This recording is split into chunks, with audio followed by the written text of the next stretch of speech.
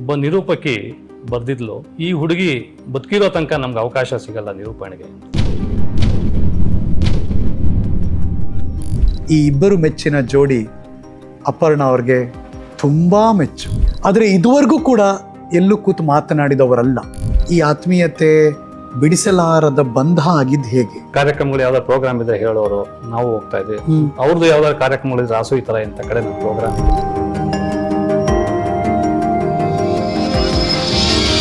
ಅಪರ್ಣ ಅವ್ರ ಮನೆ ಬೇರೆ, ನಮ್ಮ ಮನೆ ಬೇರೆ ಅನ್ಸಲಿಲ್ಲ. ನಮ್ಮ ಒಂದು ಸಂಸ್ಕೃತಿಯ ಪ್ರತೀಕವಾಗಿ ಅವರು ಕಾರ್ಯಕ್ರಮಗಳು ಹೋಗ್ತಾ ಇದ್ರು.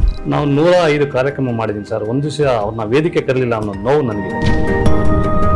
ಸುಮಾರು ಜನ ನಮ್ಮ ಮನೆಗೆ ಬರ್ತಾ ಇದ್ದವರು ಈ ಕಾರ್ಯಕ್ರಮಕ್ಕೆ ಅಪರ್ಣ ಬರ್ತಾರ. ಗಂಡ ಅಂದ್ರೆ ಪ್ರಾಣ ಸರ ಜೀವಕ್ಕೆ. ಅವರ ಒಡನಾಟ ನೆನೆಸ್ಕೊಳ್ಳಿಕ್ಕೆ ನನಗೆ ಈಗ ದುಃಖ ಆಗ್ತದೆ. ಅವ್ರ ಮನೆ ಇಲ್ಲ ರೀ ಅಪರ್ಣಾಗೆ, ಅದನ್ನ ನಾವು ತಗೊಳ್ಳೋಣ. ಆ ಹೇಳೋ ದನಿ ಎಷ್ಟು ಸಣ್ಣಗಿರ್ತಿತ್ತು ಅಂದ್ರೆ ನಾವೆಲ್ಲರೂ ಮೋಸ ಹೋಗಿದೀವಿ ಸರ್. ಒಂದು ಅವ್ಯಕ್ತ ಭಯ ಕಾಡ್ತಾ ಇದೆ ಅಂತ ಹೇಳೋರು ನಮ್ಮ ಹತ್ರ ಇಲ್ಲ.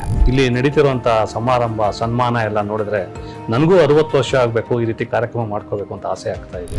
ನನಗೆ ಬೇಗ 60 ಆಗಲಿ, ನನಗೂ ಹೀಗೆ ಸನ್ಮಾನ ಆಗಲಿ ಅಂತ ಆಸೆ ಬರುತ್ತೆ.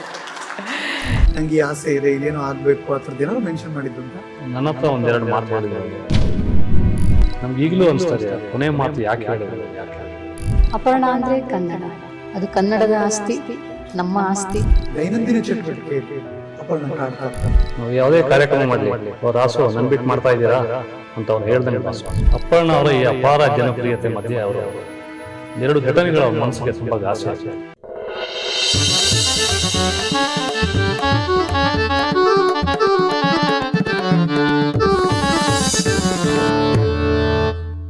ನಮಸ್ಕಾರ, ನಾನು ಹರೀಶ್ ನಾಗರಾಜು. ಇದು ನ್ಯೂಸು.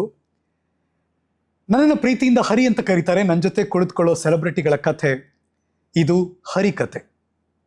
ಈ ಹರಿಕತೆ ಇವತ್ತಿನ ಎಪಿಸೋಡ್ ನನ್ನ ಹೃದಯಕ್ಕೆ ಭಾಳ ಹತ್ತಿರವಾದಂಥ ಎಪಿಸೋಡ್ ಆಗಿರುತ್ತೆ. ಹೋಪ್ ನಿಮಗೂ ಎಪಿಸೋಡ್ ಹೃದಯಕ್ಕೆ ಹತ್ತಿರ ಆಗೇ ಆಗುತ್ತೆ ಅನ್ನೋ ಬಲವಾದ ನಂಬಿಕೆ ನಂದು.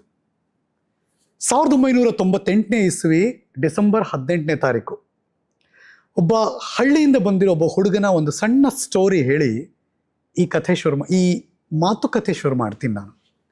ಆ ಹುಡುಗ ಬೆಂಗಳೂರಿಗೆ ಬಂದಿದ್ದಾಯಿತು. ಒಂದು ಪೇಪರ್ನಲ್ಲಿ ನಿರೂಪಣಾ ಕಾರ್ಯಾಗಾರ ಅಂತ ಒಂದು ಅಡ್ವರ್ಟೈಸ್ಮೆಂಟ್ ಬಂದಿತ್ತು, ನಗರದಲ್ಲಿ ಇಂದು ಕಾಲಮ್ನಲ್ಲಿ. ನಾನು ಮಾತಾಡ್ತಿರೋದು 26-27 ವರ್ಷದ ಹಿಂದಿನ ಸ್ಟೋರಿ ಇದು. ಆ ಹುಡುಗ ಅದನ್ನು ಓದ್ತಾನೆ. ಓದಿದ್ಮೇಲೆ ಅಲ್ಲಿ ಮುಖ್ಯ ಅತಿಥಿ ಶ್ರೀಮತಿ ಅಪರ್ಣ ಅಂತ ಒಂದು ಹೆಸರಿರುತ್ತೆ. ಅದನ್ನು ನೋಡಿದ ತಕ್ಷಣ ಆತನಿಗೆ ಕಣ್ಣರಳಿಸಿ ಇದನ್ನು ಹೋಗಲೇಬೇಕು ಅಂತ ಆಸೆ ಪಟ್ಟು ಅವತ್ತು ಆ ಕಾರ್ಯಕ್ರಮಕ್ಕೆ ಅಪರ್ಣ ಅವ್ರನ್ನ ನೋಡಬೇಕು ಅಂತಲೇ ಹೋದಂಥ ಹುಡುಗ ಇವತ್ತು ನಿಮ್ಮ ಮುಂದೆ ಕೂತಿದ್ದೀನಿ, ಹರೀಶ್ ನಾಗರಾಜು.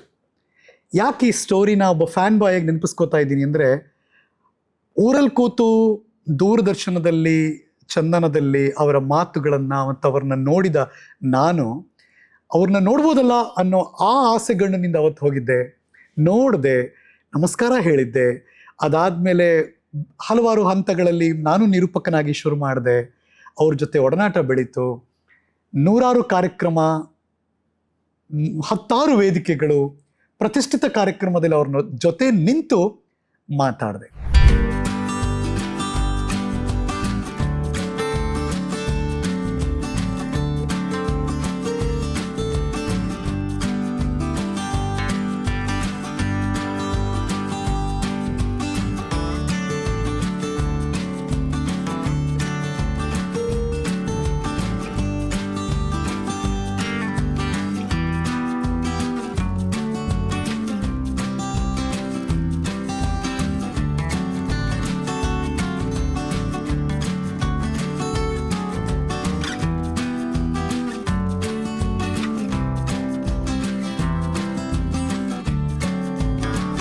ಮಾಧ್ಯಮದಲ್ಲಿ ನಾವು ಇಷ್ಟೆಲ್ಲ ಟೆಕ್ನಾಲಜಿ ಬೆಳೆದಿದೆ, ನಾವು ಕೂತು ಮಾತಾಡ್ತೀವಿ. ಆದರೆ ಈ ಕಿರುತೆರೆಯ ಲೋಕ ಶುರುವಾಯ್ತಲ್ಲ, ಬೆಂಗಳೂರು ದೂರದರ್ಶನ, ಅದರ ಹಿಂದಿರುವಂಥ ದೊಡ್ಡ ಶಕ್ತಿ ಅಂದರೆ ಟೆಕ್ನಿಷಿಯನ್ಸ್, ತಾಂತ್ರಿಕ ವರ್ಗದವರು. ಆ ಸಾಲಿನಲ್ಲಿ ರಾಸು ವೆಂಕಟೇಶ್ ಬಹುದೊಡ್ಡ ವ್ಯಕ್ತಿತ್ವದ ಆತ್ಮೀಯರು ಇವತ್ತು ನಮ್ಮ ಜೊತೆ ಇದ್ದಾರೆ. ರಾಸು ಸರ್ ನಮಸ್ಕಾರ. ಅವರ ಎಡಭಾಗದಲ್ಲಿ ಅವರ ಧರ್ಮಪತ್ನಿ ಶೈಲಾ ಅವರಿದ್ದಾರೆ. ಶೈಲಾ ಮೇಡಮ್ ನಮಸ್ಕಾರ. ರಾಸು ಸರ್ ಹಿತ ಮಿತ ಭಾಷಿ, ಆದರೆ ಎಲ್ಲರಿಗೂ ಅಚ್ಚುಮೆಚ್ಚು. ಶೈಲಾ ಮೇಡಮ್ ಅವರ ಧರ್ಮಪತ್ನಿ, ಎಲ್ಲರ ಜೊತೆನೂ ಅದ್ಭುತವಾಗಿ ಬಳಗ ಮಾತಾಡ್ತಾರೆ, ಅವರು ಅಚ್ಚುಮೆಚ್ಚು. ಈ ಇಬ್ಬರು ಮೆಚ್ಚಿನ ಜೋಡಿ ಅಪರ್ಣ ಅವ್ರಿಗೆ ತುಂಬ ಮೆಚ್ಚು. ಇವತ್ತು ನಮ್ಮ ಜೊತೆ ಇದ್ದಾರೆ.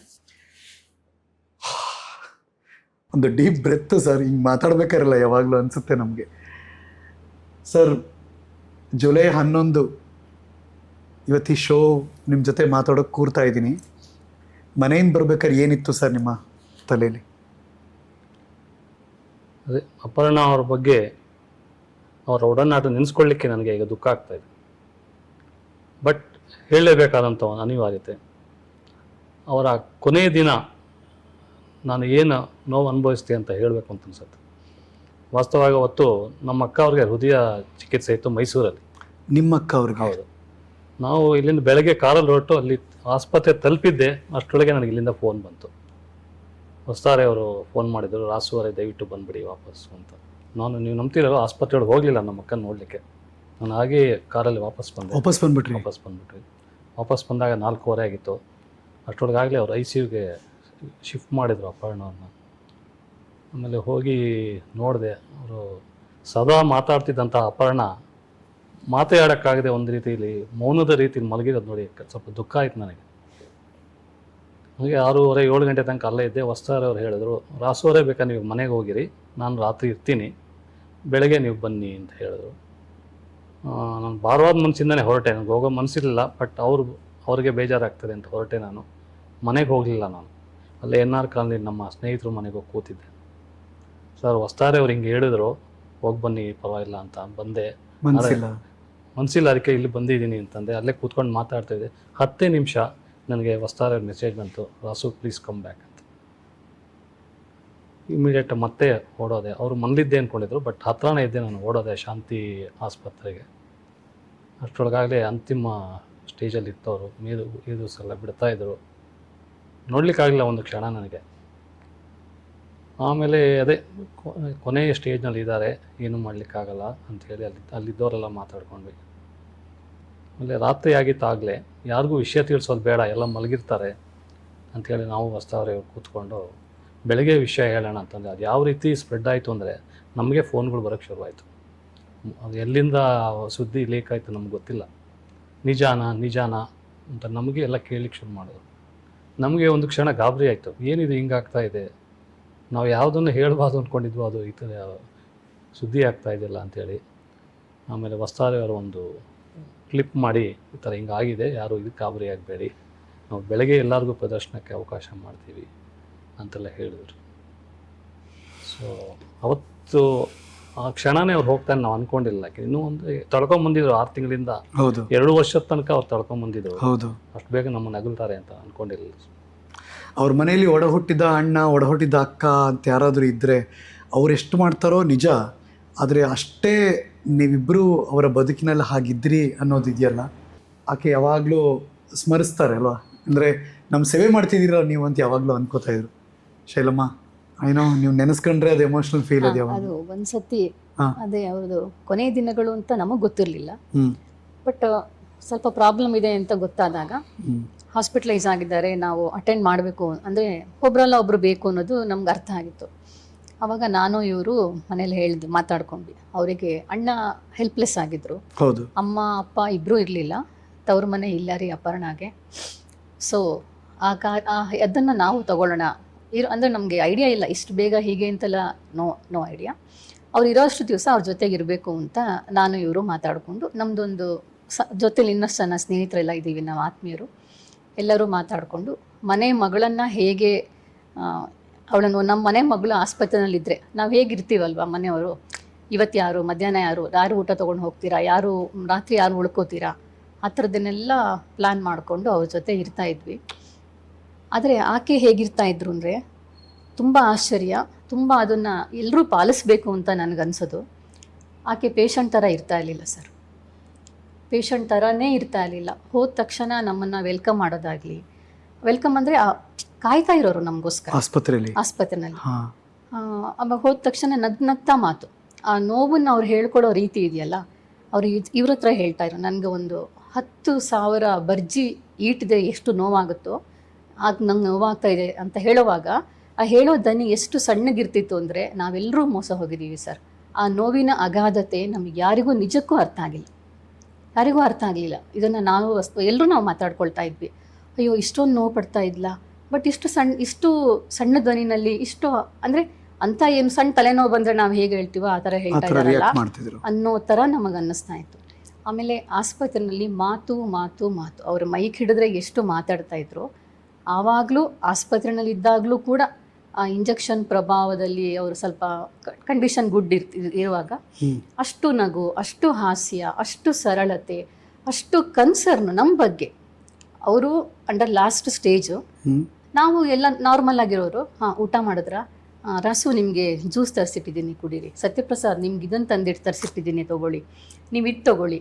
ರಾತ್ರಿ ನಾವು ನೈಟ್ ಶಿಫ್ಟ್ ಮಾಡಿದ ಜೊತೆಲಿದ್ದರೆ ನಾವು ಎಚ್ಚರ ಆಗಿದ್ದೀವ ಮಲಗಿದ್ದೀವ ಅಂತ ಆಕೆ ಗಮನಿಸ್ತಾ ಇದ್ರು. ನಮಗೆ ನಿದ್ದೆ ಹತ್ತಿದ್ರೆ ಆಕೆನೇ ತನ್ನನ್ನು ತಾನು ಅಟೆಂಡ್ ಮಾಡ್ಕೊಳ್ತಾ ಇದ್ರು. ನಮಗೆ ಏನೂ ಒಂದು ತೃಣನೂ ತ್ರಾಸು ಕೊಟ್ಟೇ ಇಲ್ಲ ಸರ್. ನಾವೊಂದು 15-20 ದಿವಸ ಅವ್ರ ಜೊತೆ ನಾವು ರಾತ್ರಿ ಉಳ್ಕೊಳ್ತಾ ಇದ್ವಿ. ಒಂದು ದಿವಸನೂ ನಮ್ಮ ನಿದ್ರೆಗೆ ಅವರಿಂದ ಭಂಗ ಬರ್ತಾ ಇರಲಿಲ್ಲ. ಅನ್ಸದು ಒಂದ್ ಕ್ಷಣ ಪೇಷಂಟ್ ಯಾರು ಅಂತಾನೆ ಡೌಟ್ ಬಂದ್ಬಿಡುತ್ತೆ, ಬರೋ ತರನೇ ಇತ್ತು. ಆಮೇಲೆ ಹೋದ್ರೂನುವೆ ಅಲ್ಲಿ ನಾವು ಪೇಷಂಟ್ ಆಸ್ಪತ್ರೆ ಅನ್ನೋದು ಒಂದು ವಾತಾವರಣ ಬಿಟ್ರೆ ಆಕೆ ನಡಾವಳಿನಲ್ಲಿ ಆಕೆ ಪೇಷಂಟ್ ಆಗಿ ಇರ್ತಾನೆ ಇರಲಿಲ್ಲ. ಒಳ್ಳೆ ಜೋಶಲ್ಲಿ ಮಾತಾಡೋದು, ಖುಷಿಯಾಗಿಡೋದು, ತಾನೂ ಖುಷಿಯಾಗಿರೋದು, ನಮ್ಮನ್ನು ಖುಷಿಯಾಗಿಡಿಸೋದು. ಈಗ ಲಾಸ್ಟ್ ಸ್ಟೇಜಲ್ಲಿ ಇದ್ರೆ ಯಾವುದೇ ಮನುಷ್ಯ ಸೋತ್ ಹೋಗ್ಬಿಟ್ಟಿರ್ತಾನೆ, ಬಟ್ ಇವ್ರು ಹಾಗಿರ್ತಾ ಇರಲಿಲ್ಲ. ಕೇಳ್ಕೊಳ್ಳೋರು, ಬೇರೆಯವ್ರದ್ದು ಎಲ್ಲರ ವಿಚಾರ ಕೇಳ್ಕೊಳ್ಳೋದು, ಎಲ್ಲರ ಬಗ್ಗೆ ಕನಿಕರ ತೋರಿಸೋದು, ಎಲ್ಲರ ಬಗ್ಗೆ ಮಾತಾಡೋದು. ಆ ಜೋಶ್ ಹೇಗೆ ಇನ್ನೊಂದು 1000 ವರ್ಷ ಬದುಕಿರ್ತಾರೇನೋ ಅನ್ನೋಷ್ಟು ಜೋಶಲ್ಲಿ ಅವ್ರು ಇರ್ತಾಯಿದ್ರು. ಆವಾಗ ನಾವು ಹೇಳ್ತಾ ಇದ್ವಿ, ನಾನು ಮತ್ತು ಅವ್ರ ಸ್ನೇಹಿತರೆಲ್ಲ ತುಂಬ ಜನ ಇದ್ವಿ. ಆವಾಗೆಲ್ಲ ಅಪರ್ಣ ನೀವು ಮೋಟಿವೇಶನಲ್ ಸ್ಪೀಕರ್ ಆಗಬೇಕಮ್ಮ, ಎಷ್ಟೊಂದು ಜನ ಕ್ಯಾನ್ಸರ್ನ ಗೆದ್ದು ಹೊರಗೆ ಬಂದು ಜನಗಳಿಗೆ ಇದು ಕೊಟ್ಟಿದ್ದಾರೆ, ಮೆಸೇಜ್ ಕೊಟ್ಟಿದ್ದಾರೆ, ಸೊ ನೀವು ಆ ಥರ ಆಗಬೇಕು, ನೀವು ಆ ಥರ ಆಗ್ತೀರಾ ಅಂತ ನಾವು ಹೇಳಿದ್ರೆ ಅವರು ಅದನ್ನು ಎಕ್ಸೆಪ್ಟ್ ಮಾಡ್ಕೊಳ್ತಿದ್ರು. ನಾನು ಇನ್ನೂ ಬದುಕ್ತೀನಿ ಅಂತ ಅವ್ರಿಗೆ ನಂಬಿಕೆ ಇತ್ತು. ಹಾಗೆಲ್ಲ ನಾನು ಈ ಥರ ಮಾತಾಡ್ಬೋದಲ್ವಾ, ಈ ಥರ ಮಾಡ್ಬೋದಲ್ವಾ ಅಂತ ಕನಸುಗಳನ್ನು ಇಟ್ಕೊಂಡಿದ್ರು. ಆ ಕೊನೆ ಹಂತಗಳಲ್ಲೂ ಕನಸುಗಳನ್ನು ಇಟ್ಕೊಂಡಿದ್ರು. ನಾವು ಯಾರು ಆ ಅವರು ಅಡ್ಮಿಟ್ ಆದಾಗಲೂ ಕೂಡ ಮತ್ತೆ ತಿರುಗಿ ಬರ್ತಾರಪ್ಪ, ಇನ್ನೊಂದು 2-3 ದಿವಸಕ್ಕೆ ಡಿಸ್ಚಾರ್ಜ್ ಆಗಿ ಬರ್ತಾರೆ ಅನ್ನೋ ಥರನೇ ಅವ್ರದ್ದು ಮಾತು, ಧೈರ್ಯ, ಸ್ಥೈರ್ಯ ಎಲ್ಲನೂ ಇತ್ತು. ನಾನೊಂದು ಸ್ವಲ್ಪ ಹಿಂದಕ್ಕೆ ಹೋಗಿ ಆಮೇಲೆ ಬರ್ತೀನಿ ಇದಕ್ಕೆ. ರಾಸು ವೆಂಕಟೇಶ್ ಅವರು ಮತ್ತು ಶೈಲಾ ಮೇಡಮ್, ನೀವು ಒಂದು ಫ್ಯಾಮಿಲಿ ಒಂದು ಕಡೆ ಇದ್ದೀರಾ, ಅಪರ್ಣ ಅವ್ರ ಫ್ಯಾಮಿಲಿ ಒಂದು ಕಡೆ ಇದ್ದಾರೆ. ಈ ಪರಿಚಯ, ಈ ಆತ್ಮೀಯತೆ, ಬಿಡಿಸಲಾರದ ಬಂಧ ಆಗಿದ್ದು ಹೇಗೆ? ಅದು ಹಿಂದೆ ವಿಷಯಕ್ಕೆ ಹೋಗಬೇಕು ಅಂದರೆ 1983ನೇ ಇಸ್ವಿಲಿ ವಿಷ್ಣುವರ್ಧನ್ ಅವರಿಗೆ ಹುಬ್ಳಿಲಿ ಸನ್ಮಾನ ಇಟ್ಕೊಂಡಿದ್ರು. ಆಗ ಮಾಧ್ಯಮದವ್ರನ್ನೆಲ್ಲ ಕರ್ಕೊಂಡೋಗಿದ್ರು ಇಲ್ಲಿಂದನೇ ಬಸ್ ಮಾಡಿ. ಆಗ ಅವ್ರ ತಂದೆ ನಾರಾಯಣ ಸ್ವಾಮಿ ಅವರು ಬಂದಿದ್ರು, ವಿಜಯ ಸಾರಥಿ, ಸಿನಿಮಾ ಪತ್ರಕರ್ತನೆಲ್ಲ ಅವರು ಕರ್ಕೊಂಡು ಹೋಗಿದ್ರು. ಅವಾಗ ನಾನು ಆಗಿದ್ದಂಥ ಚಿತ್ರಜ್ಯೋತಿ ಅನ್ನೋ ಪತ್ರಿಕೆ ಪರವಾಗಿ ಹೋಗಿದ್ದೆ ನಾನು.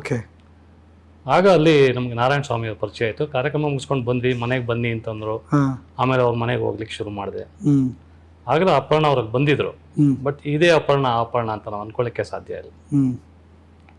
ಸೊ ಆಗ ಅಲ್ಲಿಂದ ಶುರುವಾಯ್ತು ನಮ್ಮ ಪರಿಚಯ. ಆಮೇಲೆ ನಾನು 87ನೇ ಇಸ್ವಿಲಿ ದೂರದರ್ಶನಕ್ಕೆ ಸೇರ್ಕೊಂಡೆ. ಅವರು ನಾನು ಸೇರೋಕ್ಕೆ ಮುಂಚೆ ನಿರೂಪಕಿಯಾಗಿ ಬಂದಿದ್ರು. ಅಲ್ಲಿಂದ ನಮ್ಮ ಒಡನಾಟ ಮುಂದುವರಿತು. ಅಲ್ಲಿ ನಾಟಕಗಳು ರೆಕಾರ್ಡಿಂಗು, ಸುತ್ತಮುತ್ತ, ಮುನ್ನೋಟ, ಹೀಗೆ ಬೇರೆ ಬೇರೆ ಕಾರ್ಯಕ್ರಮಗಳನ್ನ ನಾವು ರೆಕಾರ್ಡ್ ಮಾಡ್ತಾ ಇದ್ವಿ.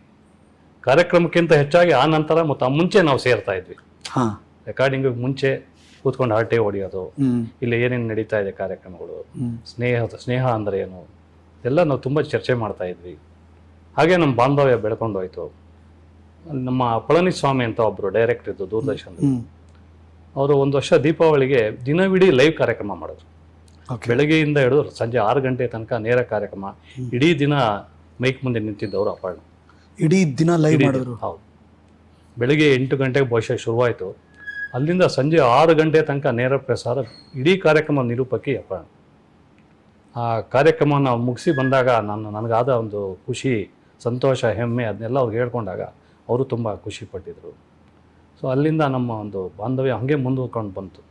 ಪ್ರೊಫೆಷನಲ್ ಆಗಿ ಮಾತಾಡೋದು ಬೇರೆ, ಹೌದು, ಪರ್ಸ್ನಲ್ ಆಗಿ ಹೋಗೋದು ಬೇರೆ. ನೀವು ಪ್ರೊಫೆಷನಲ್ಗೆ ಅಷ್ಟೇ ಸೀಮಿತ ಆಗಲಿಲ್ಲ ನಿಮ್ಮ ಬಂಧುತ್ವ. ಪರ್ಸ್ನಲಿ ಹೆಂಗೆ ಅಟ್ಯಾಚ್ ಆದ್ರಿ? ಅದೇ ಅವ್ರ ಮನೆಗೆ ನಾರಾಯಣ ಸ್ವಾಮಿ ಕರೆದ್ರು ಫಸ್ಟ್ ಟೈಮು, ಅವಾಗ ಹೋಗಿ ಬಂದೆ. ಹಂಗೆ ಆಮೇಲೆ ಕಾರ್ಯಕ್ರಮಗಳು ಯಾವ್ದಾರು ಪ್ರೋಗ್ರಾಮ್ ಇದೆ ಹೇಳೋರು, ನಾವು ಹೋಗ್ತಾ ಇದ್ವಿ. ಅವ್ರದ್ದು ಯಾವ್ದಾದ್ರು ಕಾರ್ಯಕ್ರಮಗಳಿದ್ರೆ ರಾಸು ಈ ಥರ ಇಂಥ ಕಡೆ ನನ್ನ ಪ್ರೋಗ್ರಾಮ್ ಇದೆ ಅಂತ ಹೇಳೋರು. ಅವ್ರ ಜೊತೆ ನಾನು ಒಂದ್ಸಲಿ ತುಮಕೂರ್ಗೆ ಹೋಗಿದ್ದೆ, ಒಂದ್ಸತಿ ಹುಬ್ಳಿಗೆ ಹೋಗಿದ್ದೆ. ಸೊ ನನಗೆ ಬಿಡು ಇದ್ದಾಗೆಲ್ಲ ಅವ್ರ ಜೊತೆ ಕಾರ್ಯಕ್ರಮಗಳಿಗೆ ಹೋಗ್ತಾ ಇದ್ದೆ. ಏನಾದ್ರು ಸಲಹೆಗಳು ಕೇಳೋರು, ಈ ಯಾವ ರೀತಿ ಮಾತಾಡ್ಬೋದು ಅಂತ. ಅವರೇ ನಿರೂಪಕಿ, ಸಣ್ಣ ಪುಟ್ಟ ಇದೇನಾರು ಇದ್ದರೆ ನಾವು ಹೇಳ್ತಾ ಇದ್ವಿ. ಸೊ ಹಾಗಾಗಿ ಆ ಕಾರ್ಯಕ್ರಮಗಳು ಅವ್ರ ಜೊತೆ ಹೋಗೋದು ಬರೋದು ಶುರುವಾಯಿತು. ನನ್ನ ಮಗ ಚಿಕ್ಕ ಹುಡುಗ ಇದ್ದ ಅವಾಗ, ಅವನ್ನ ಕರ್ಕೊಂಡು ಹೋಗ್ತಾ ಇದ್ದೆ ಅವ್ರ ಮನೆಗೆ ಬೈಕಲ್ಲಿ ಕೂರಿಸ್ಕೊಂಡು. ಆಮೇಲೆ ನಾವೆಲ್ಲ ಒಂದು ಸರ್ತಿ ನಂದಿ ಬೆಟ್ಟಕ್ಕೆ ಹೋಗಿದ್ವಿ, ನಾವು, ಅಪರ್ಣ, ನನ್ನ ಮಗ, ಆಫೀಸ್ದೊಂದು 2-3 ಸ್ನೇಹಿತರು. ಸೊ ಹೀಗೆ ನಮ್ಮದು ಅಪರ್ಣ ಅವ್ರ ಮನೆ ಬೇರೆ, ನಮ್ಮ ಮನೆ ಬೇರೆ ಅನಿಸ್ಲಿಲ್ಲ. ಅವ್ರ ತಾಯಿಯವರು, ಅವ್ರಿಗಂತೂ ರಾಸು ಅಂತಲೇ ತುಂಬ ಇಷ್ಟ ಅವ್ರಿಗೆ. ಅವರು ಏನೇ ಕೆಲಸ ಮಾಡ್ಬೇಕಾದ್ರೆ ಅಪರ್ಣ ರಾಸುನ್ ಕೇಳೆ ಅಂತ ಹೇಳೋರು. ಚೈತನ್ಯ ಅವಾಗ ಚೆನ್ನಾಗೇ ಇದ್ದ.